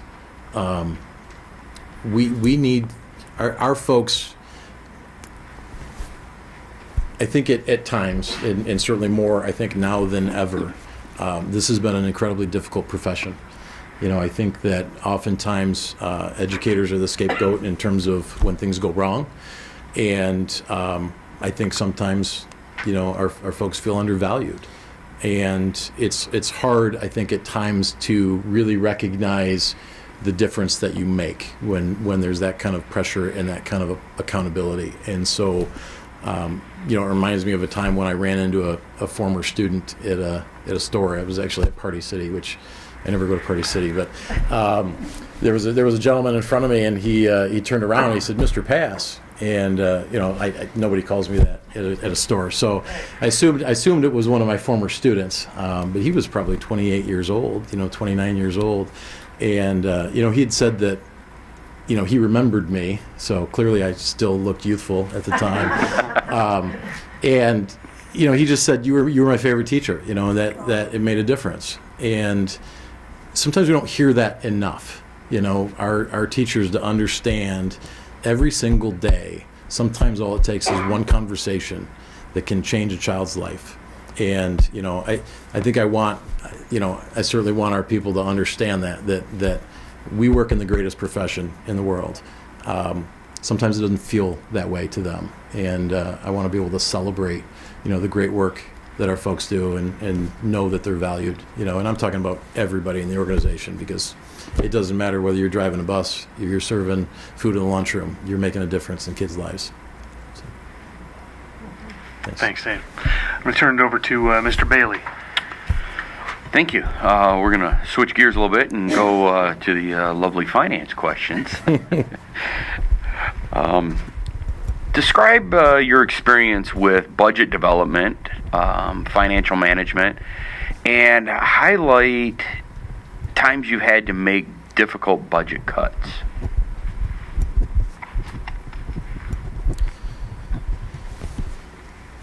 I want to go back to my time when I was a principal in Avondale.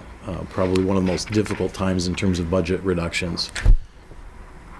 Like I mentioned earlier, we saw one of the most significant decreases in funding, and at that time, there wasn't really as much conversation about having a rainy day fund, and the recession clearly changed that perspective, right? Boards and districts realized that, you need to have a fund balance to be able to get through difficult times, because you don't know when they're going to happen. But at that time, there were a lot of community members and board members that felt, we have a fund equity. We're not a savings institution. We ought to be spending that money on our kids.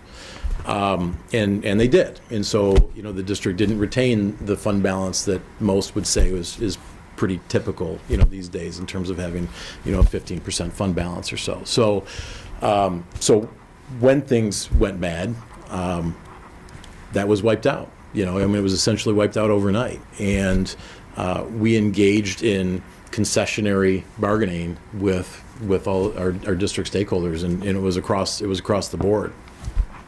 Learned a real important lesson in my time in Avondale. At the time, certainly the focus in difficult times when you have to make reductions is, we focus on students first. And I think there's kind of three guiding principles there. Students are first. We know that teachers make a difference, and leadership matters. And those are three key areas. And I think one of the things that we learned in going through some of these reductions is, the district wasn't, probably in retrospect, wasn't aggressive enough to recoup some of the losses. Some of those losses began to compound, when you don't address it, immediately. And, that led to the district cutting some resources that impacted kids. We talk about intervention services or other ancillary supports.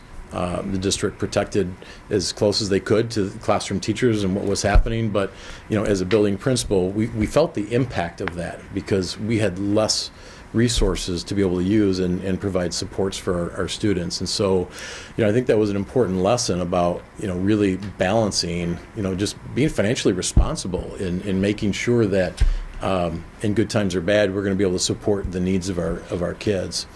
And when I think about, budget development, I think that's an area for me that I've been living in my time in human resources.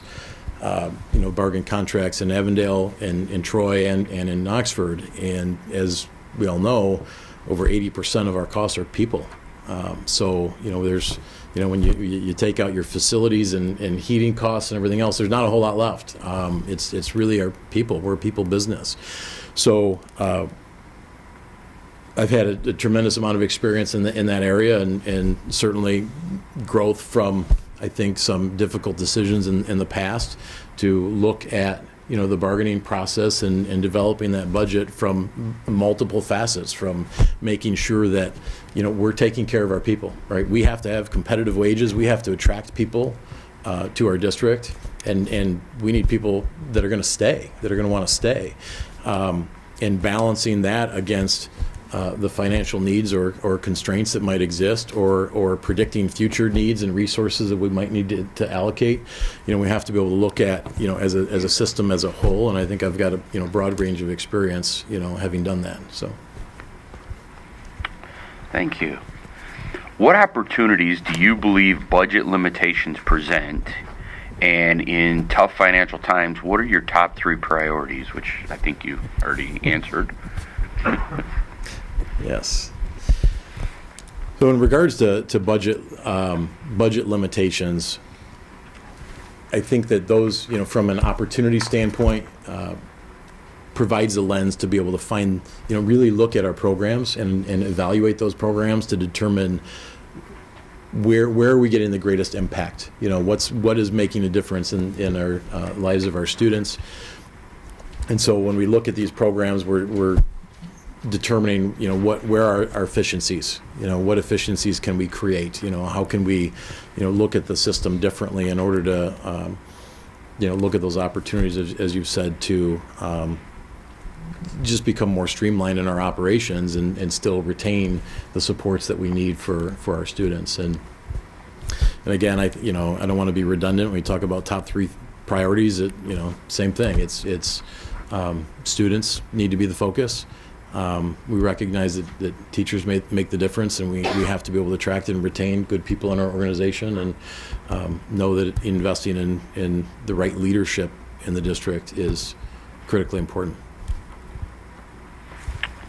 Thank you. What ideas might you explore to raise money for the district, and have you had success in procuring additional funds?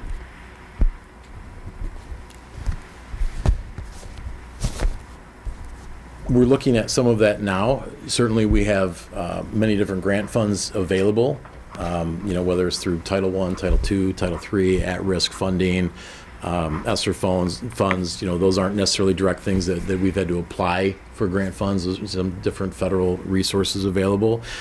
We are looking at funds like 31N right now, which is a 3-year grant to be able to support mental health resources in the district.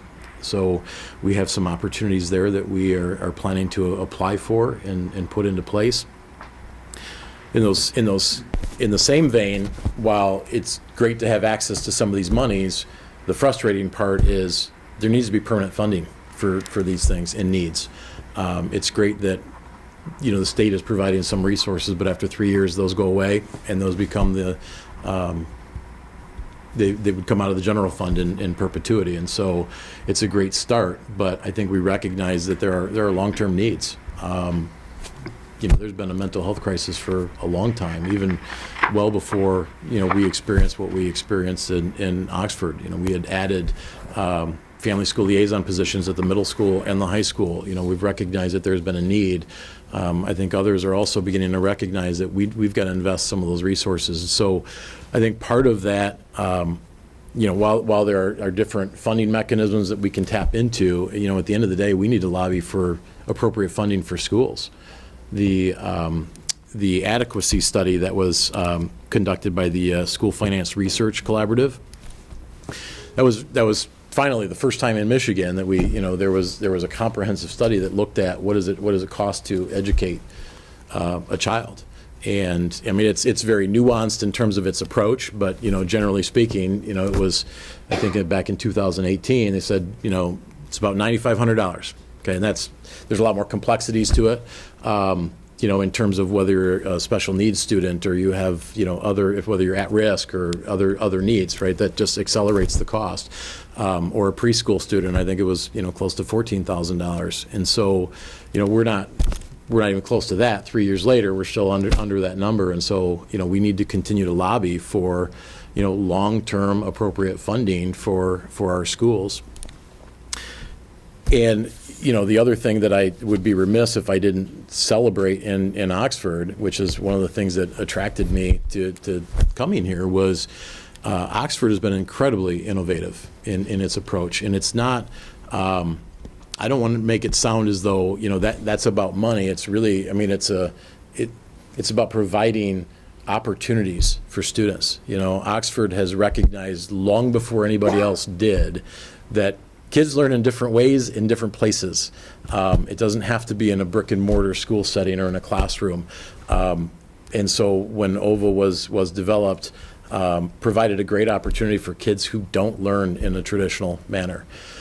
Whether it's Oxford Schools Early College or our shared time partnerships with private schools, which are a great win-win arrangement for both Oxford schools as well as the private and parochial schools, or our homeschool partnerships and hybrid programs, or Lighthouse Connections Academy, which I know Jill Lamont partnered in and the board approved that cyber charter, that has generated revenue. So I think Oxford has been ahead of the pack in terms of innovative approaches to learning, which have also provided resources for the district. Thank you. Thank you. Turn it over to Michelle. Hi, Dave. Hi. Superintendents are often faced with situations and making decisions that, one whole side is not going to agree with, right? There's no clear right answer. So the members of the community they're going to be split. So talk about a time that you were faced with that difficult decision, and you knew you were going to make a group of people unhappy. Yeah. So how did you go about making that decision, and then what did you do to kind of bring them on board with your decision you made?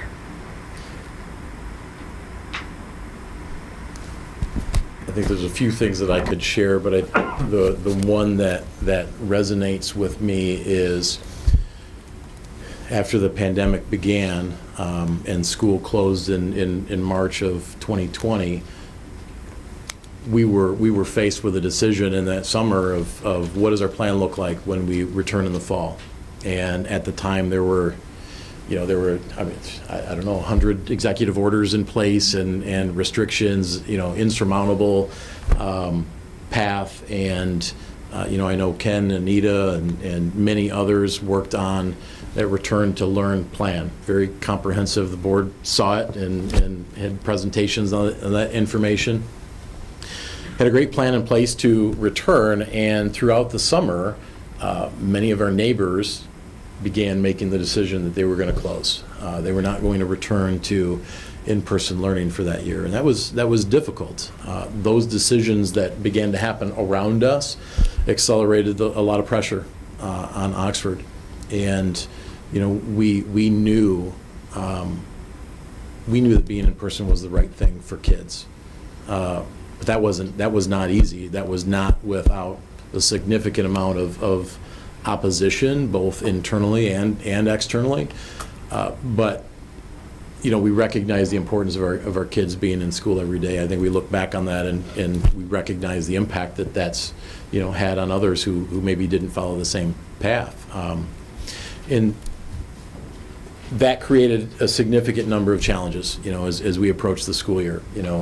At the onset of the pandemic, there was a lot of, it was significant. The loss was significant. It was scary. Our employees didn't know whether they were going to be safe to be in a building with 30 kids in their classrooms, and what was that going to look like? Were they going to get sick? Were they going to get someone in their family sick? That was hard. That was really, really hard. And I worked with a number of employees through that time to talk about the challenges that they were going through, whether it was personal, whether it was in their families, whether they had someone who was immunocompromised or they were caring for a loved one in their home. And we were fortunate that because we had the virtual academy that provided opportunities for many of our employees, and so we were able to offer every employee that had some either personal or family concern a position at the virtual program. And so we were able to accommodate, and then those that we other issues that came up, we were able to accommodate internally and try and put the right supports in place. And that was difficult, but I think in retrospect, I think people would say they're pretty proud of what we've accomplished here. It was not easy. Our folks, they worked really, really hard to make that happen, and hope they recognize the impact that had on our kids. How do you lead without having official authority over people involved? Have you ever been in that situation before? It's an interesting question. I would tell you that my approach to leadership is not one from a place of authority. I believe that what we do, particularly in public education, comes from an inspirational standpoint. I believe that all of our employees show up every day because they want to make a difference. They want to make a difference, and they're doing the very best they can. And it's my job to inspire, coach, support, serve them in any capacity I can to make a difference. You know, it's really easy to close your door as a classroom teacher and do what you want to do. People need to understand the purpose, right? There has to be a shared aspirational goals and purpose, and people need to understand our why. You know, why are we doing that? That's the only way that it translates for kids. That never comes from a place of here's what you're going to do, you know, or here's what our plan is. It doesn't mean that I don't have a vision or I don't share that vision, but people need to buy into that. They need to own that. You know, otherwise it just doesn't happen. The other, there are decisions that do come from a place of authority. You know, I mean, I've been in human resources for a number of years, and you know, sometimes you have to have difficult conversations with some really good people, and you know, that's not easy. But you know, when we make decisions in the best interest of what's in the best interest of our kids, you know, sometimes those conversations have to happen. And so you know, there are times when it's necessary, but you know, when we talk about 90% of what we do every day, that comes from a place of collaboration and not authority. Okay. What do you think the key elements are to establishing a relationship between a superintendent and the board?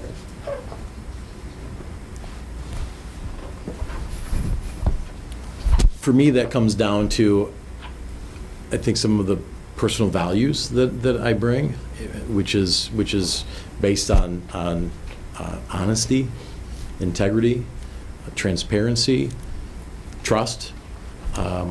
You know, I've certainly worked with the board for 3.5 years, so I'm hopeful that you have seen some of those values in me over that period of time. But I've not worked closely with the board as your superintendent, and so you know, we need to establish those things in a different role, right? As your superintendent, that I gain that trust, you know, that the reasons that you know we're making decisions together, that we're open and honest with one another, and we're transparent. You know, I mentioned earlier, I think that, you know, it's important to have a workshop so that we can gain an understanding of, you know, what are our mutual expectations. When I think about a relationship with the board, you know, I see it as we're a team. This is a team of 8. That doesn't mean we always agree. You know, some of the greatest change and transformational change came from a place of divergent views and opinions around, you know, what it is that we wanted to do. But it's bringing those viewpoints together in a way that we understand each other, we understand the why, we understand the purpose, and that when we decide to move forward together as a team, that we all support that decision. You know, that we're a team. You know, that we're unique individuals that all see things from different viewpoints. You know, no different than, you know, when we're running an interview process and we have different stakeholders at the table. You know, we're hired an administrator, but, you know, we might have an administrative assistant and a teacher and, you know, a parent or other stakeholders. Everybody looks at, you know, their candidate as, you know, based on the seat that they sit in and their experiences and what they bring to the table. I think it's the same with the board. You know, we need to be able to tap into each of your unique experiences, in some of your experiences that you have with your own kids in the district or former kids in the district, and you know, really bring that together so that we have a common purpose. We understand each other. We're transparent. We're communicating so that the board is always aware of what's happening in the district. I think a part of that too, that I you know would interest me is, you know, inviting the board to building visits. I know some of you with kids, you're already in some of the buildings, but maybe more intentionally from the standpoint of, as a board member, to get connected with some of the things that are happening in our classrooms in the building and see those things firsthand. You know, I think that can help give us purpose and clarity to the work that we're doing. So, just a few examples. Mm-hmm. Okay. Last question for me. Given what you already know about the district, because you've been here for a couple of years, what do you think our vision should be in the future?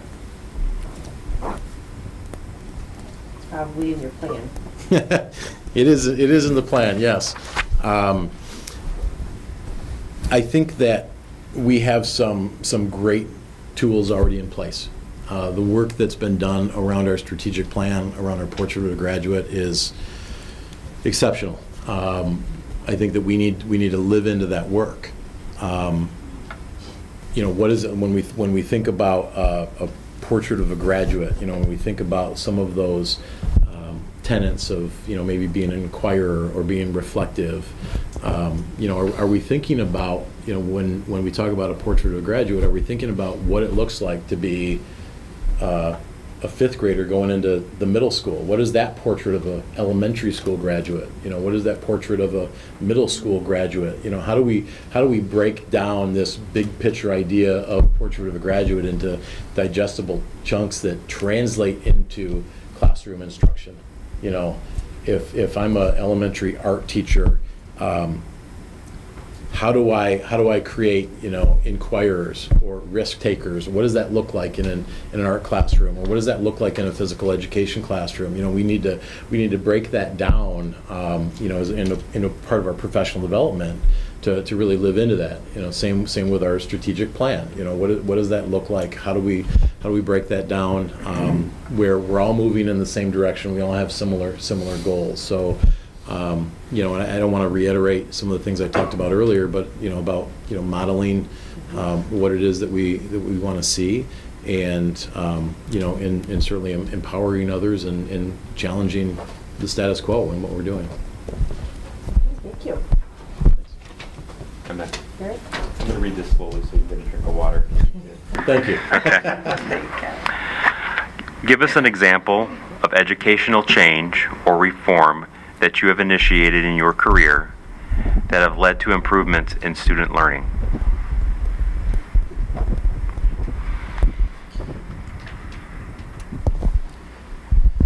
The example that comes to mind regarding reform, I'll take you back to an example when I was at Troy Union Elementary. And like my time in Avondale, we also oversaw a curricular area. And interestingly enough, mine was fine arts.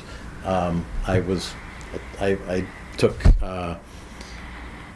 instrumental music in 5th grade. I played the drum, and that was about all I could do. But I certainly know what good teaching looks like, and so I was up to the challenge. In overseeing the fine arts department, some amazing people, and one of the challenges that we had in serving the a pretty diverse community and I think a wide range of student needs was creating a structure that lent itself to appropriate interventions. We were struggling with this idea that we wanted to increase academic engagement with our students, and so what was happening sometimes in the past is students were being taken out of perhaps their literacy instruction in the classroom to get reading intervention in a separate place. And we needed to fix that. We needed to increase academic engagement. If we want kids to improve in reading or math, we need to add more, engagement in reading and math. And so what we did is we revamped the specials schedule district-wide at our elementary buildings.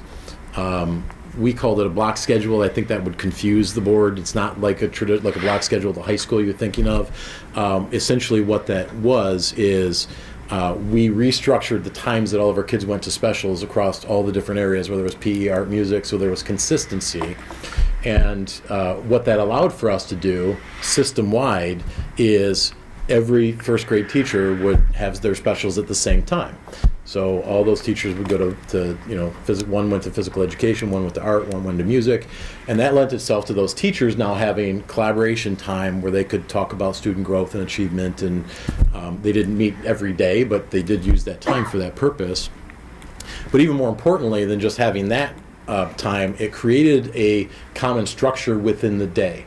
So if those teachers all had the specialist times at the same day, they could all have their reading instruction at the same time. And so what it allowed us to do is to create what we call an intervention time, which is similar to what they're doing here, and they call the WIN time, you may have heard of, is essentially a time in the day where no new instruction was happening in the classroom. They were doing supplemental work or maybe read alouds or some other activities. And we focused that time for our intervention services, whether it was our Tier 2 or Tier 3 interventions, so that we knew when we were pulling kids out of the classroom for those additional interventions that they weren't missing core instruction. It was real significant issue. We were pulling kids out to provide intervention services and then finding out that, Johnny missed science and Samantha missed her math lesson, and then the teacher's trying to shore up, making those things up, and it, felt like you were taking 2 steps forward and falling back. And so creating that system, put some good structures in place to really make a difference from an intervention standpoint. Okay. What is the biggest risk you have taken to do what's right for children?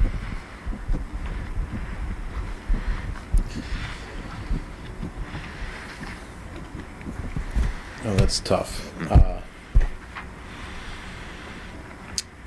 I think that, we're certainly taking a lot of risk right now. I think we have been.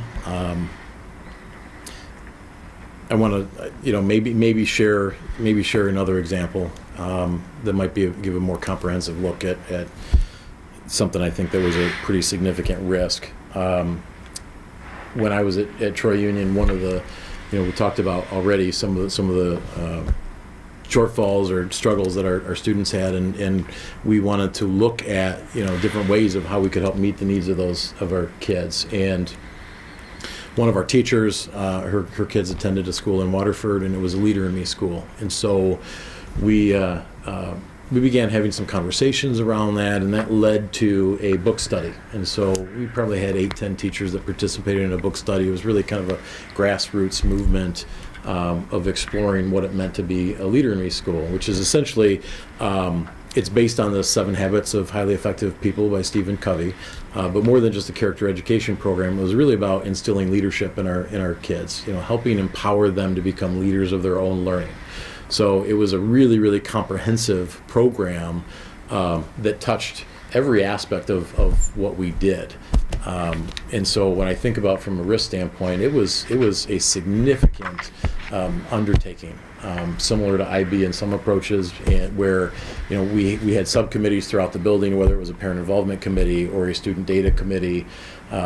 We were the building volunteered their time to be trained in the 7 habits.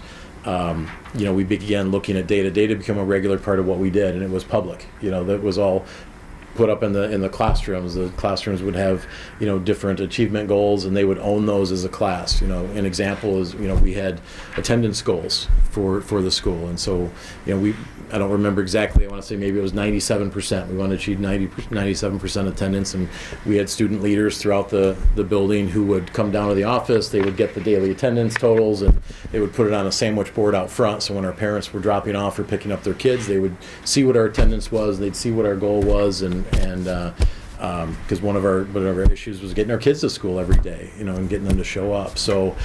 We developed it. Part of that was a lighthouse team that met every week, and so all of the committee chair people would meet with us on the leadership team, and that kind of guided all of the committee work that we would do in the building. Developed a student lighthouse team, similar to the employee or the staff lighthouse team. We had a student leadership team as well. They led essentially everything in the building, whether it was introductions to assemblies, student speakers. We ended up becoming a lighthouse school, and where we invited others to come in and see what was happening. But I say that was a risk just because it was really transformational as a system, just really a whole new approach to looking at things, and certainly a big undertaking and a risk for many involved. What do you believe are currently the biggest challenges with special education in our region, and how should these challenges be addressed?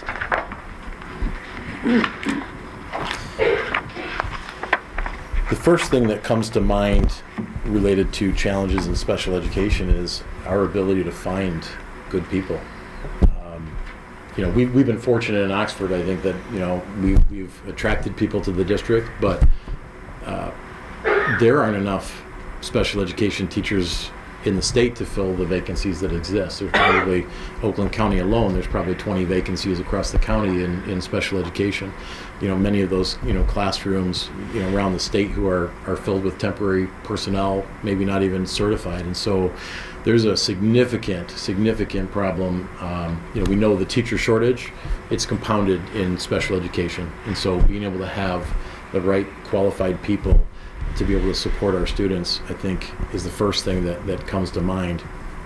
The other thing is I think it comes back to funding in a lot of ways. It costs a lot more to be able to support students with special needs in our district, and having the resources in order to do that, having the funding in order to do that is certainly critical. Another aspect of special education and challenges is that every student's needs are unique. Every student has an IEP. Every student has different IEP goals, and I know the work that's involved in the challenges that our teachers face every day to be able to not only establish those goals and identify what those student needs are, but then support those students. Some of our teachers are serving kids across a variety of grade levels and supporting those kids in multiple content areas. That's a difficult thing to do, and so we know we put a lot of pressure on our special education teachers to meet those needs. So ideally, in an ideal world, to have additional funding and be able to lower those caseloads so that we can support, provide more supports for our kids would certainly be ideal. Okay. How would you meet the needs of college readiness while also providing high quality, relevant, career-focused opportunities for students?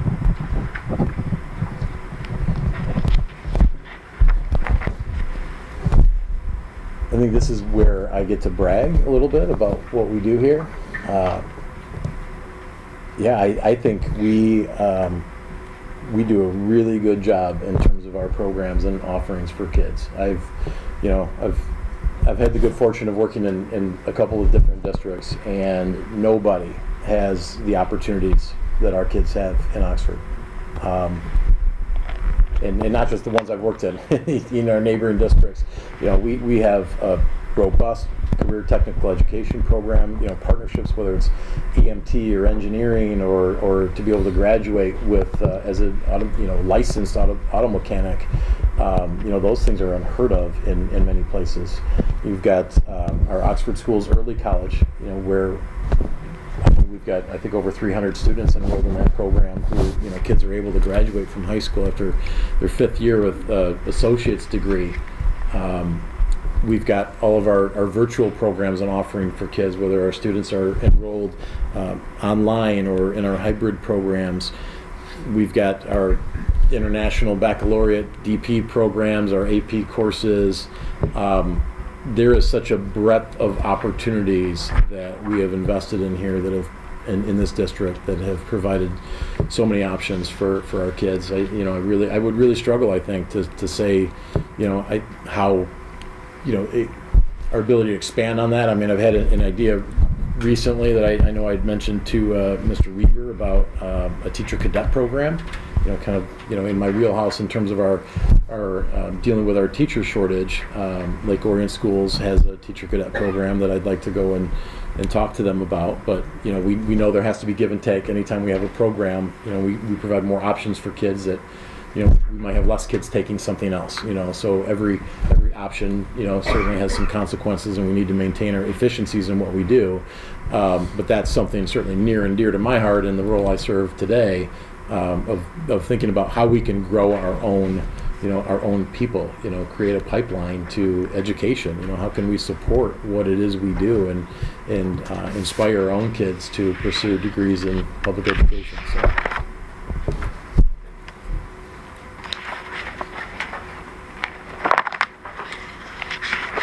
It's up to me, huh? I feel like I'm leaving you out over here. You're That's okay. In the corner of my eye. Just like you, nobody's called me Mr. D'Alessandro in a long time, but probably for other things. But so we're going to shift a little bit to political awareness. And what's your biggest concern regarding the political climate of education in Michigan? And furthermore, as our superintendent, how would you advocate for political action that benefits our district and public education throughout our state? There are a couple of areas that certainly come to mind on a political awareness side. I don't want to be redundant. Certainly one of them is school funding. So I think I've probably beat that one down enough than to go into that some more. But I think we need to continue to lobby and advocate on the funding side. The second thing we also talked a bit about from a political side is the teacher shortage. I was pleased. It wasn't very long ago that our legislators said there isn't a teacher shortage.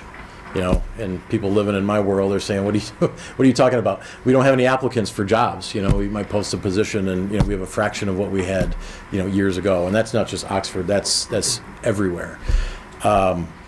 Because they were looking at the number of certified teachers in Michigan and said, well, we've got so many thousand certified teachers. Well, some of them were retired. Some of them are now administrators. Some of them don't want to teach anymore. And, finally came to the realization that this is a real issue. This is a real issue that we need to solve. And our state superintendent, Dr. Rice, in October had sent a proposal to the legislature in terms of some ideas, and wanting to invest 300 to 500 million over, I think it was over the course of the next 3 years, whether it was tuition reimbursement or creating pipeline programs in local school districts. So it was nice to see some movement on that. But, obviously Dr. Rice, he doesn't pull the purse strings, but is certainly a strong voice in Lansing that we need. And so we'll continue to advocate on that front. The other area I think that is pretty unique to Oxford and many other districts who, through pandemic learning went to virtual learning and virtual programs is I think there's a real disconnect between some of the innovative programs that we have and how the state may want to account for those programs. In a traditional setting, it's very easy to measure student engagement. We know what the state mandated curriculum is. We have a child in a classroom, we can see them, and we know what they're doing. It's very easy to measure that engagement. When you think about a count day and we count when students are in class, and that's real easy to measure. When we look at a virtual program or we look at a competency-based, programs that, I know that OVA has been investing in and building, or homeschool partnerships, and you have kids who are learning at home at their own pace, it becomes increasingly difficult to measure that engagement. How are kids doing in a remote environment? So I think that's an area that we need to continue to educate our legislators on so that they understand. And I think we're in a unique position in Oxford because, honestly, we do it better than anybody. And so I think we're in a prime position to be able to educate our legislators on how it can be done, how it's working here, how we can kind of transform this system or this thought about pupil accounting and move away from, a butt in a seat is how we determine whether a child is being successful in school and look at other competency-based measures and how we can kind of reform the way that we look at that. We've been doing that for a number of years and certainly have hit our own roadblocks in trying to advocate in that front. It's become a much bigger issue now because a lot of districts have gone to that, through the pandemic. And so certainly the state is a lot more aware, but I think that is an area that we need to continue to advocate for. And the challenge that we have with our legislators is, we're up against term limits with people that don't understand schools. And so when I talk about education, we need to keep re-educating our legislators so that they understand what it is that we do. I agree, and we refer to those as write it down reps, and then you never hear from them. What are specific ways in which our district should be working with other local districts to help meet our students' achievement goals?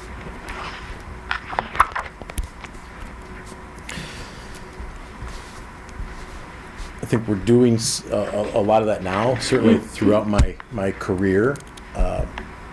I go back to whether it's my time in Avondale or Troy.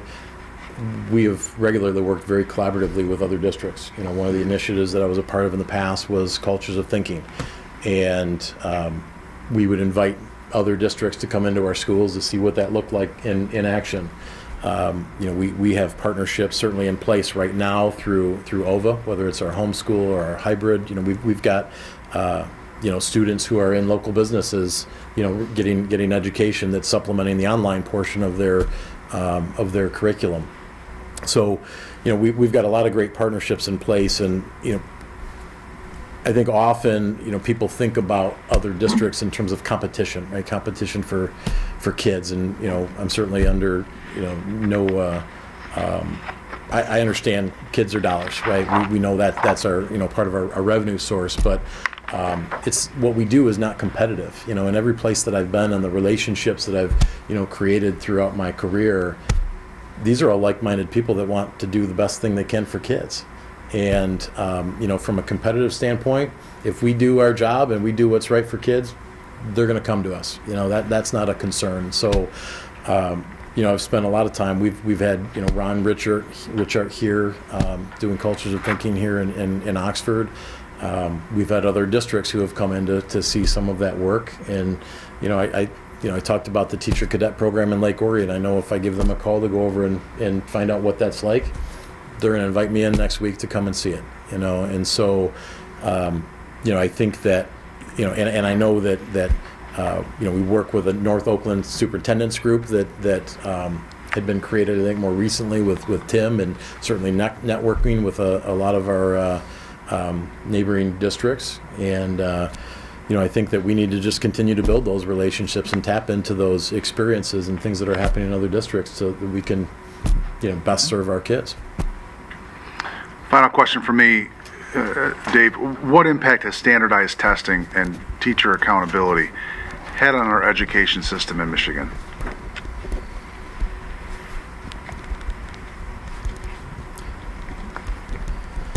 I would tell you that standardized testing, I think, is a double-edged sword.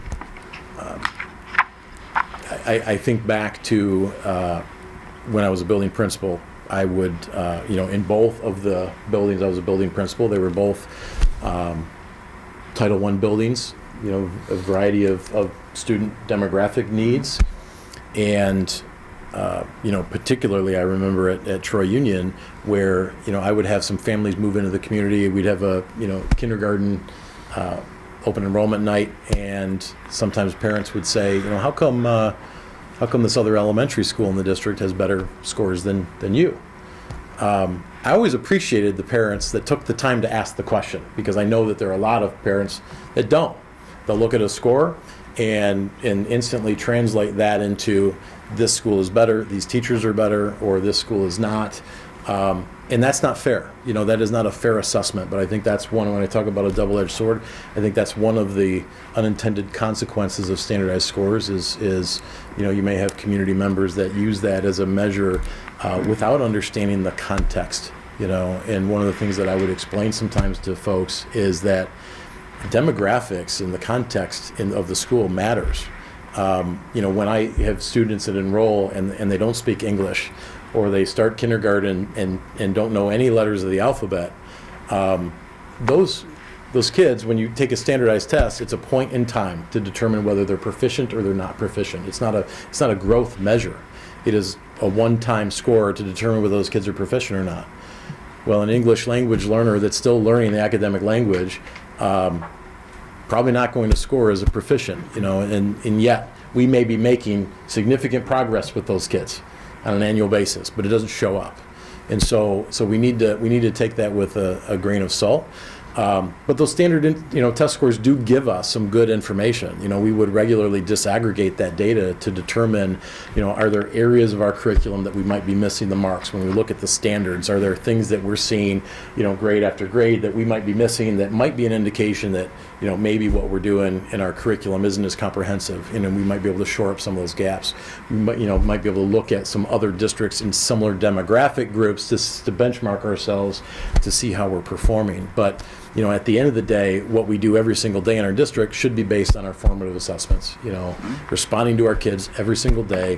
What are they learning? When they're not, what are we doing differently in order to meet them where they are? In terms of accountability, you know, I think of teacher evaluation. And teacher evaluation, you know, likewise, includes a student growth element that has to be 50%, you know, 40% in total for student growth. Half of that needs to be based on standardized assessments. Part of the problem, and we've already talked about standardized assessments, is when we finally get the results from our M step, and then incorporate that into the teacher's evaluation, the teachers are being evaluated on last year's data, not even their current kids. It's a flawed model, and while I think I don't want to presume that I know the legislature's intent around that, but they wanted to increase accountability. They wanted teachers to be accountable for the learning that was happening in their classrooms. But at the same token, then they changed the legislation to then require layoffs and recall of teachers need to be based on their evaluation rating. And so while we want to focus on teacher evaluation and help people grow, because I think naturally we all want to grow, we all want to be reflective and grow, yet there's some really serious consequences that could come. And so it creates some unnecessary conflict when we think about evaluation from a growth standpoint and really engaging in authentic dialogue with our teachers. And so, that's a delicate balance of recognizing that there's a lot of anxiety around teacher evaluation, but some good things came out of that. We know we now have a better idea of what good teaching looks like. And so long as we have the right relationships in place, we can help support our teachers. Thank you. Mary? David, thank you. Hold on one sec. We have about 15 minutes. Okay. You have 3 additional questions coming from Mary. Okay. And then the chance to do some closing stuff. So I just want you to be aware we have 15 minutes. All right. Thank you. Hi, Dave. Hi. How would you interact with other administrators in our district? How would you strike a balance between giving them the support and autonomy they need to lead effectively while holding them accountable as appropriate and necessary? I think that I'm doing that now. Certainly in my capacity, I work with administrators on a regular basis. I think that it comes down to when I think about accountability. In my mind, it's a shared accountability. We are all accountable to the same outcomes. I hold myself to the same standards. If I'm going to expect something from our building administrators, I hold myself personally accountable to that as well. It's important that we have great relationships. We need to empower our administrators. We've got some amazing administrators in this district, very knowledgeable, do an amazing job, and we need to empower them and support them in every way we can. I think that's a big part of it. It's understanding a shared vision, so that when we meet together, we know what our common purpose is. We know what that lens is. We know, how we want to move forward, regardless of what the initiative or what our goals are. And when I think about accountability, when I talk about mutual accountability, I look at it a lens of when I say mutual accountability, it's we're having regular conversations about the work that we're doing and what our goals are, so that it's always present. It's not a matter of meeting with administrators and say, here's what we're going to do and go, and then, hey, let's talk about it at the end of the year. Those things that are important to us need to be a part of a regular conversation that we're having, and that's, I think, is the accountability structure. It's not a meeting with someone saying, hey, you're not doing, why didn't you do this? It's having conversations about, okay, here's our goal. Let's report out in an ed staff meeting, where are we at with this goal? How's it going at the high school? How's it going at the middle school? And I think we can foster the right mutual accountability by having the right process in place, having the right conversations in place. Doesn't mean at times there isn't individual accountability. Certainly that's a part of what we do, but I don't think it's the driving force. Thank you. What would you suggest in terms of a comprehensive professional development plan for our educators? Specifically, what would be the key priority areas as well as the delivery system?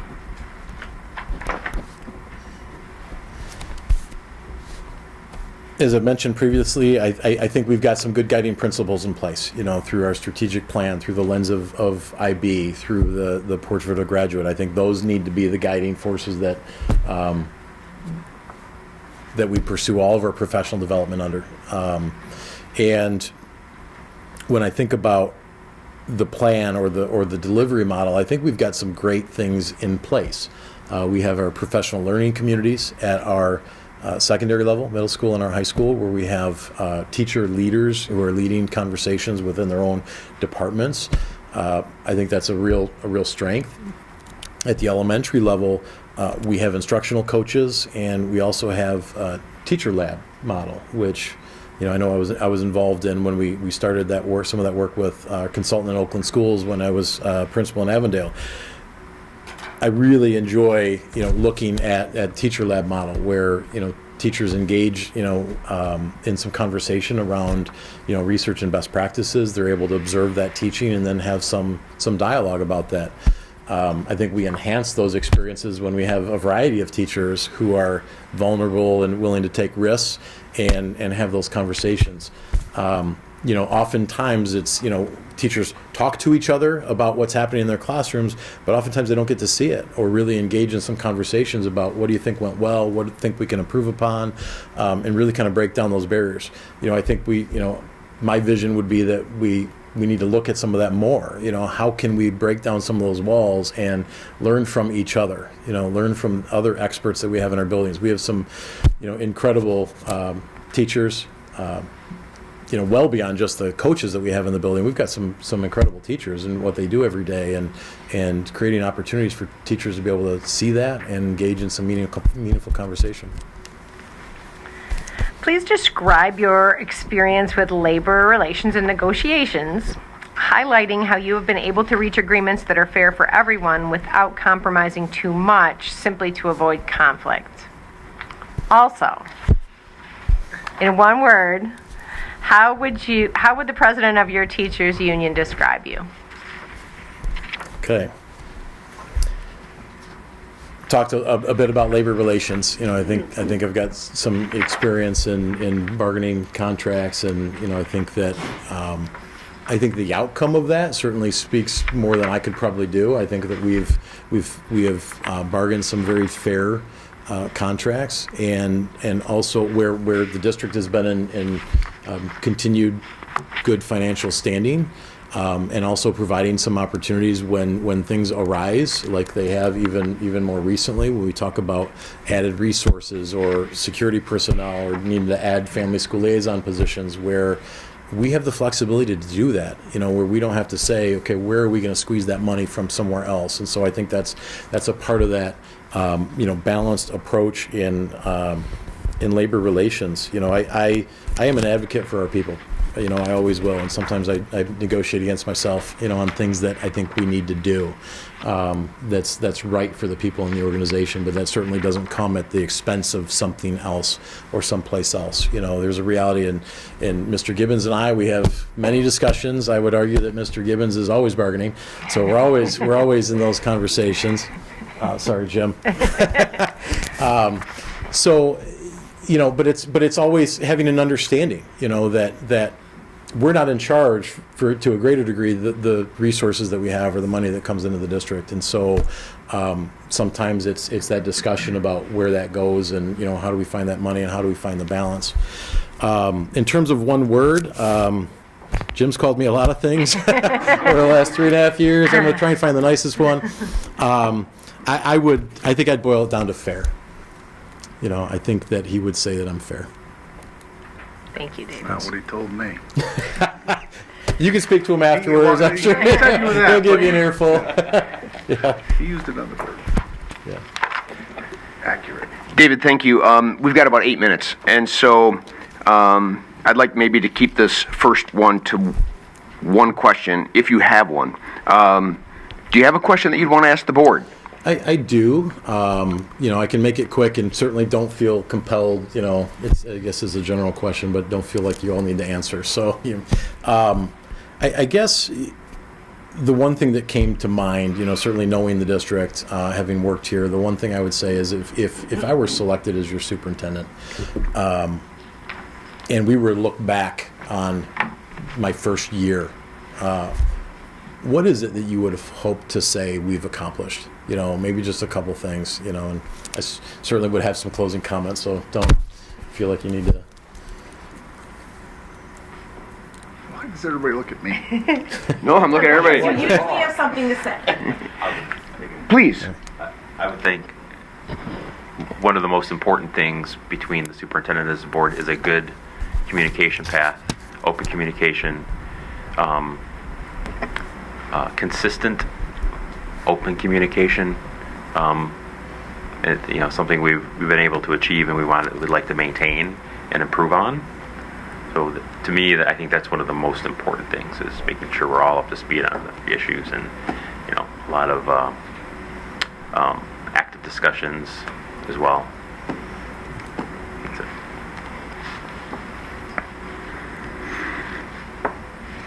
Corey? I would say long-term unity. We've just gone through a pretty major trauma.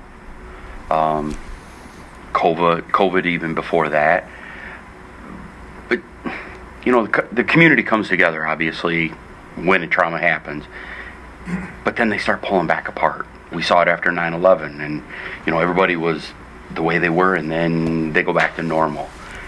How do we keep it from going back to normal or making unity back to normal? We've got great teachers.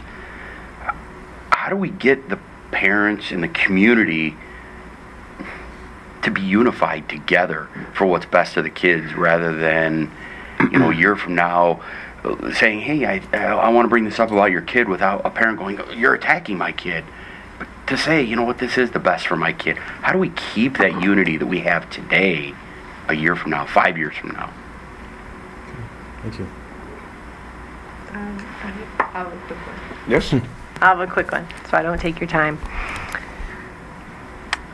I'd like to see that all of our students, all of our staff, all of our families feel valued in this district and feel like they matter in this district. Thank you. Yeah, I'd reiterate that by simply saying that a restoration of TMO, and that when we think we've got it, we've actually do have it. It's all the stakeholders. We could evaluate and say that we got them all. All right. Now for you, remaining time, any last thoughts, things we may have missed, things that you've caught when you would want to catch up to a question, just leaving us with some last thoughts that you may have. Okay, thank you. I want to start by just thanking the board again. This is one of the biggest decisions that you all will make. I'm humbled to be here. I'm humbled to be considered, and I love this district. This is an amazing community, and even through the most difficult of circumstances, whether it's the tragic events that have taken place or the pandemic even before, as you mentioned, Corey, this is a pretty amazing community. And I go back and think about my career in public education. It really has been a calling for me. I want to serve others. I want to take care of our kids. When these things happen, it breaks my heart, and I think that the experiences that I've had throughout my career have created some maybe well-rounded experiences, from a perspective of having served, as a building administrator, as a teacher, in human resources, which has certainly expanded my experience on the employee side and benefits and wellness, as well as, the work that we do closely with the finance department. And so I know that I am passionate about kids, and I will get up every day to support every child in this district to make sure that they have what they need. That is my commitment to you and to this community. And that doesn't mean I'm always going to have it right. I won't. I'll make mistakes. We all have, but I will get up from every one of those and figure out how we're going to do it better. You've known me for a few years, and I would tell you that this isn't a job for me. It's a passion. I've been a lifelong learner. I've consistently gone back to to school to learn, to see what new things I can, new knowledge I can acquire that might help me do better in what I do on a daily basis. But I think maybe even more importantly than all of my experiences that I've had throughout my career is who I am and what I would provide for this board and this community. And I think it really comes down to my core values. And, I am a man of integrity. I will be honest to a fault and transparent, always. I will take responsibility for, everything. As a leader, it doesn't matter whether it's your, direct responsibility or not. I'm responsible for everything that happens. The honesty is key for me. I think having trusting, honest relationships, acting with integrity, doing what's best for kids, that's who I am. If I were your next superintendent, you could count on me to act according to those values, always. I've had enough experiences in my career, I think, to help develop those values in my leadership and how we can best serve others. And so, that's my commitment to you and to every child in this district. I'll always give it my best. And I guess I'll close by just saying again, I appreciate being here. I truly appreciate the opportunity. It's been a pleasure and an honor. Thank you. Thank you, Dave. And we do appreciate your interest in the superintendent position for Oxford Community Schools. The board is, as you know, interviewing 5 candidates this week. We've now accomplished 4 of those interviews. Depending on snow, we'll just see what we do tomorrow. We'll let you know Thursday evening if that's the day that we finally have that 5th one interviewed, what your standing is in the search. And thank you for your participation in this first round. Thank you. Appreciate it. And I have a packet I will deliver to you on my way out for your reading pleasure. Thanks so much. Appreciate it.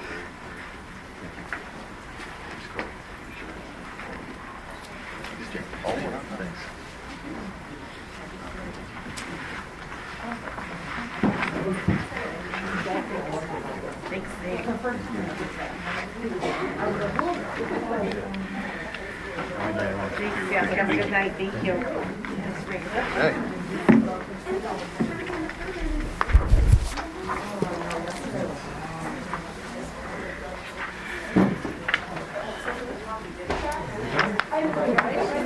All right, everyone. We're going to continue on with the agenda.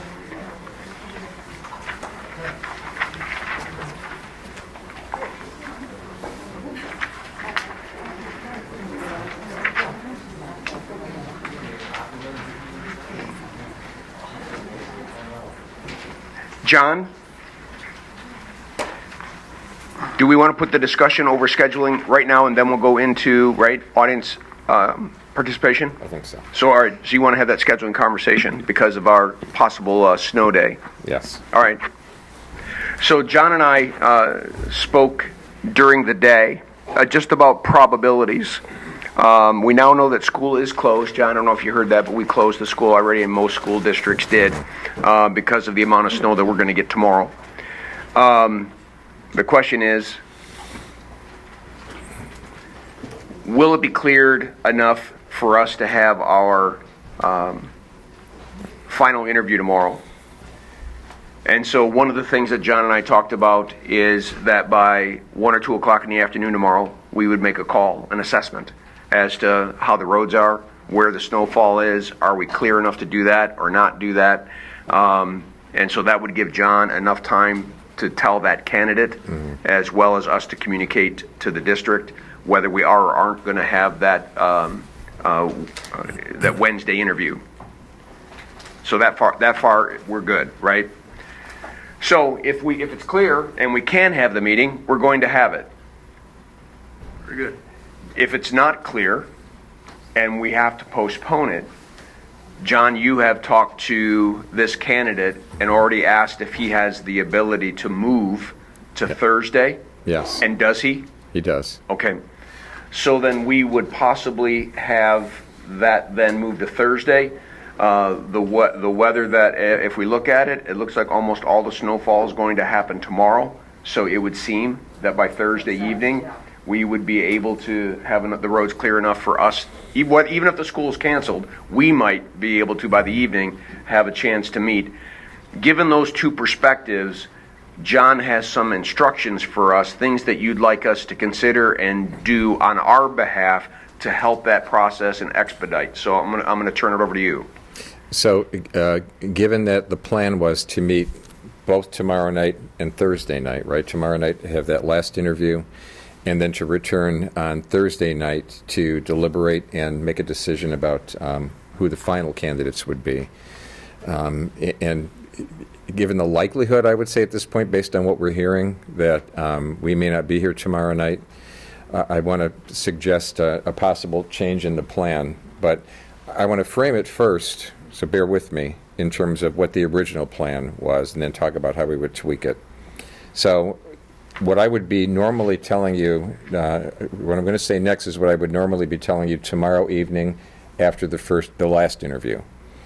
And what I would say is you're going to walk away from this and be coming back the next night, and you're going to have to make a decision after having interviewed 5 qualified candidates to get down to 2 finalists, right? So what I'd ask you to consider in a relatively short period of time, overnight and into the next day, is the data that you have in front of you, which is the original application materials you would have received, additional materials that the candidates have all given you. All of them have given you something in addition, right?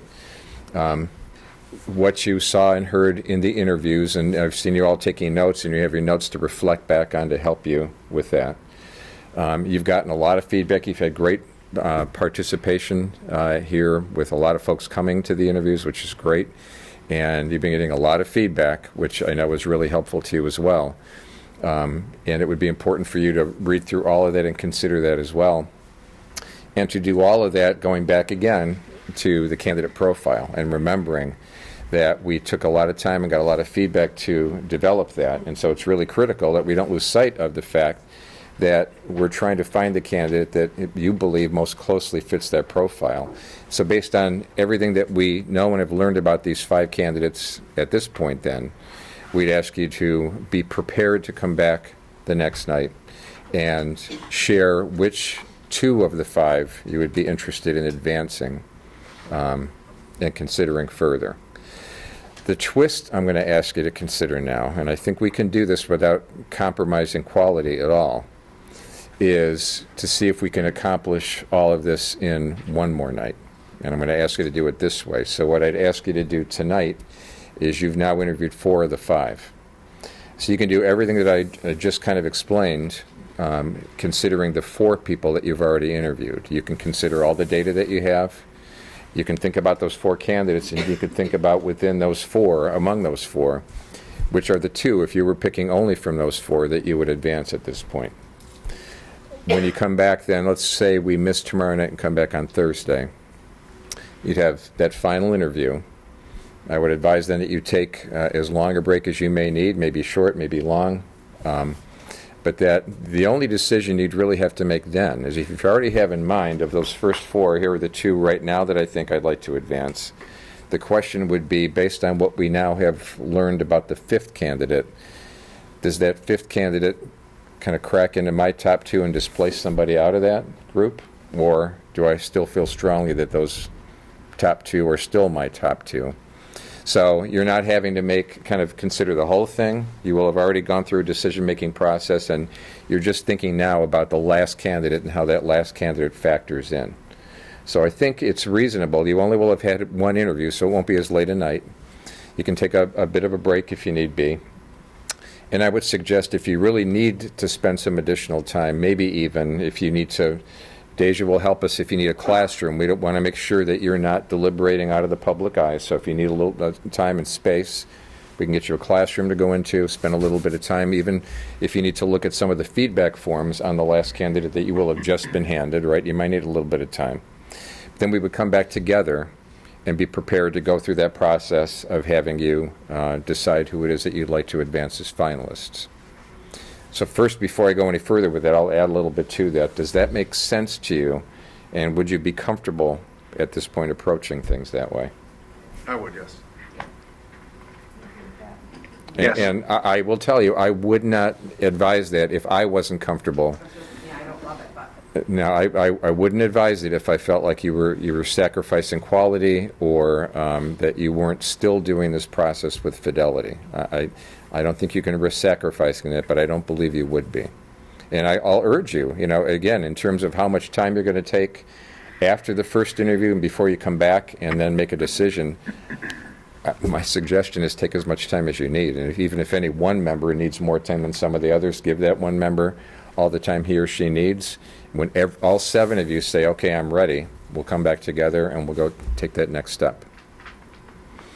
So the next step would be, so that you're prepared for what that would look like, we talked about this a little bit before, is as we did when you decided who it is you'd like to interview of all of the applicants, we would again go around and give each of you the opportunity to say publicly, here are the 2 candidates I would like to advance as finalists, and to whatever extent you're comfortable speaking to this, you can, for your colleagues' benefit, speak to why as well.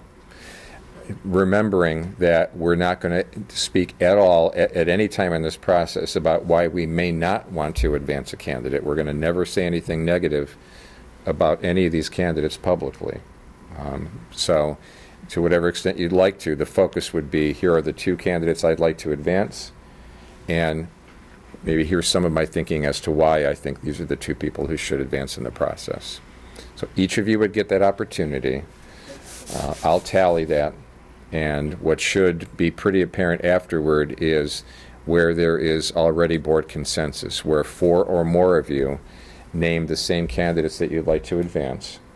Then it would simply take one of you to make a motion that you advance those 2 candidates, have to be seconded.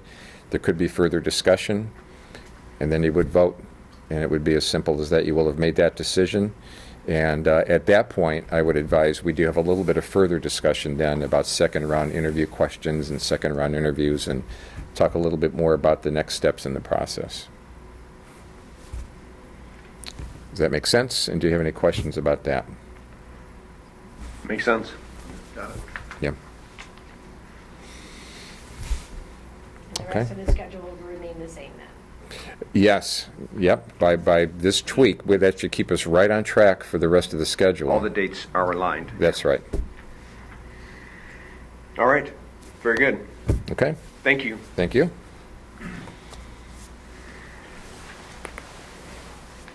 All right. Unscheduled audience participation.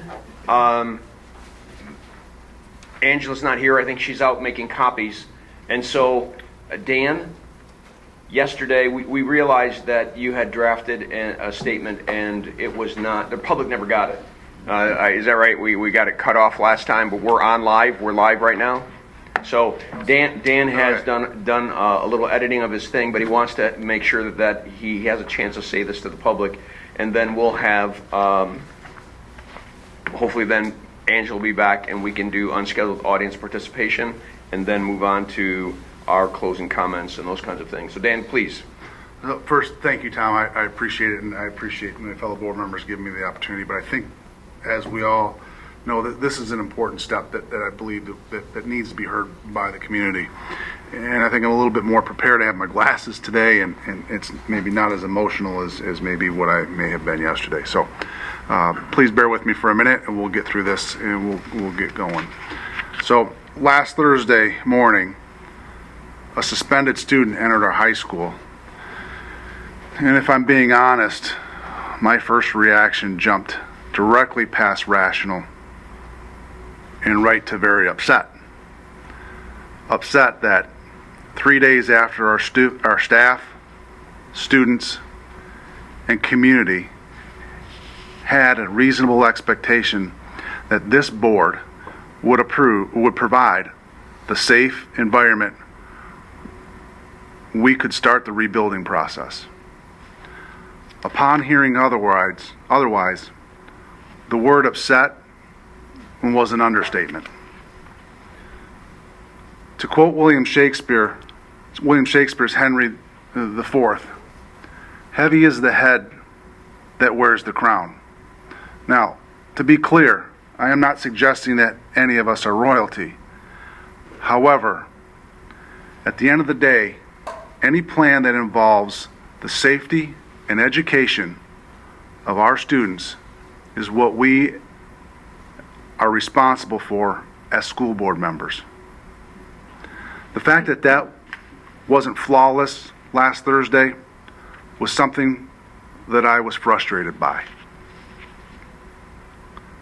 I cannot express how sorry I am that our teachers, students, their families, and the Oxford community relived one of the most painful days of their lives.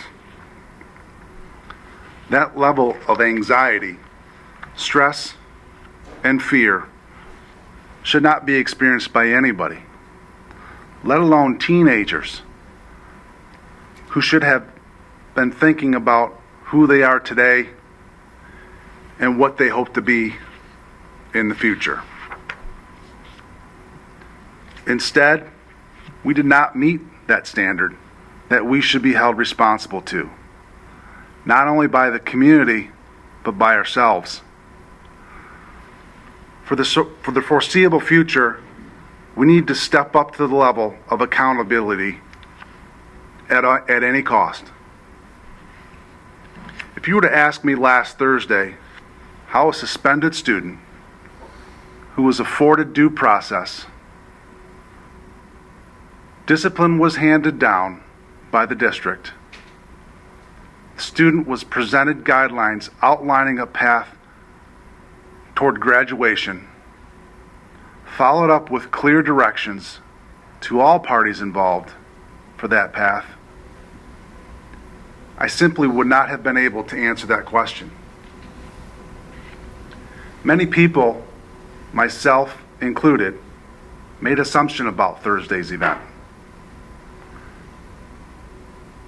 Upon looking into the happenings of the day, all the assumptions I and others made were wrong. It is important for you to know all of our internal candidates were spot on last Thursday. If they weren't, as much as I admire their work, I would have asked them to withdraw their name from our list of potential superintendent candidates. As a leader who accepts ownership, we are resolved to provide our team with as many tools as they need to make this district as safe as possible. While at the high school Monday morning, I witnessed the revised return to school plan of action. I am pleased to say that it was smooth and quick. I am proud of everyone's resiliency and happy to report that our staff did a great job. I hope everybody understands and realizes just how difficult it is with the state and federal laws and how they narrow the margin for error in education. This isn't to shift any responsibility anywhere. It's just simply to tell you that some of those requirements make the difference between a right decision and a wrong decision razor thin. It is not lost on me that the desire of all stakeholders to know that our schools are a safe environment where we need to deliver the best education possible are safe at all times. With the help of the entire community, our commitment to use a compass focused on identifying our district's strengths, weaknesses, and opportunities. Second, not letting the outside noise shift our focus. Making decisions knowing that our staff and our hearts are pure. And by everyone being committed to their job, not just our staff, but our community. We need you just as much as you need us.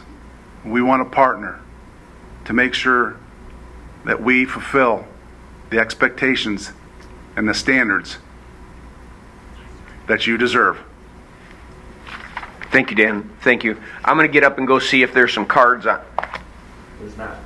Thank you. Given the fact that our union representative, Jim Gibbons, says there's no cards on the table, that was Jim Gibbons said there was no cards on the table?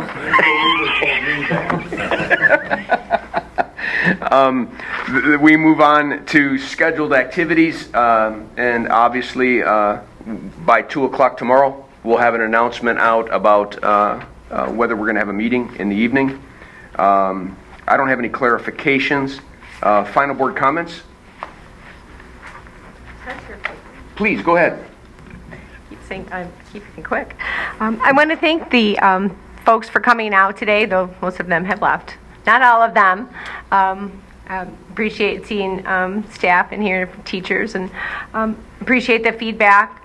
Folks who were here last night left feedback forms. I took those home and read those forms. I read your words, and I know others of us did also. It's really important. So thanks for showing up, and thanks for being a part of your district. I want to thank the folks for coming out today and sharing pieces of themselves and opening themselves up to this group and a bunch of questions they're not sure, what's going to come. So I appreciate folks coming out and sharing themselves with us. Thank you, Mary. Anyone else?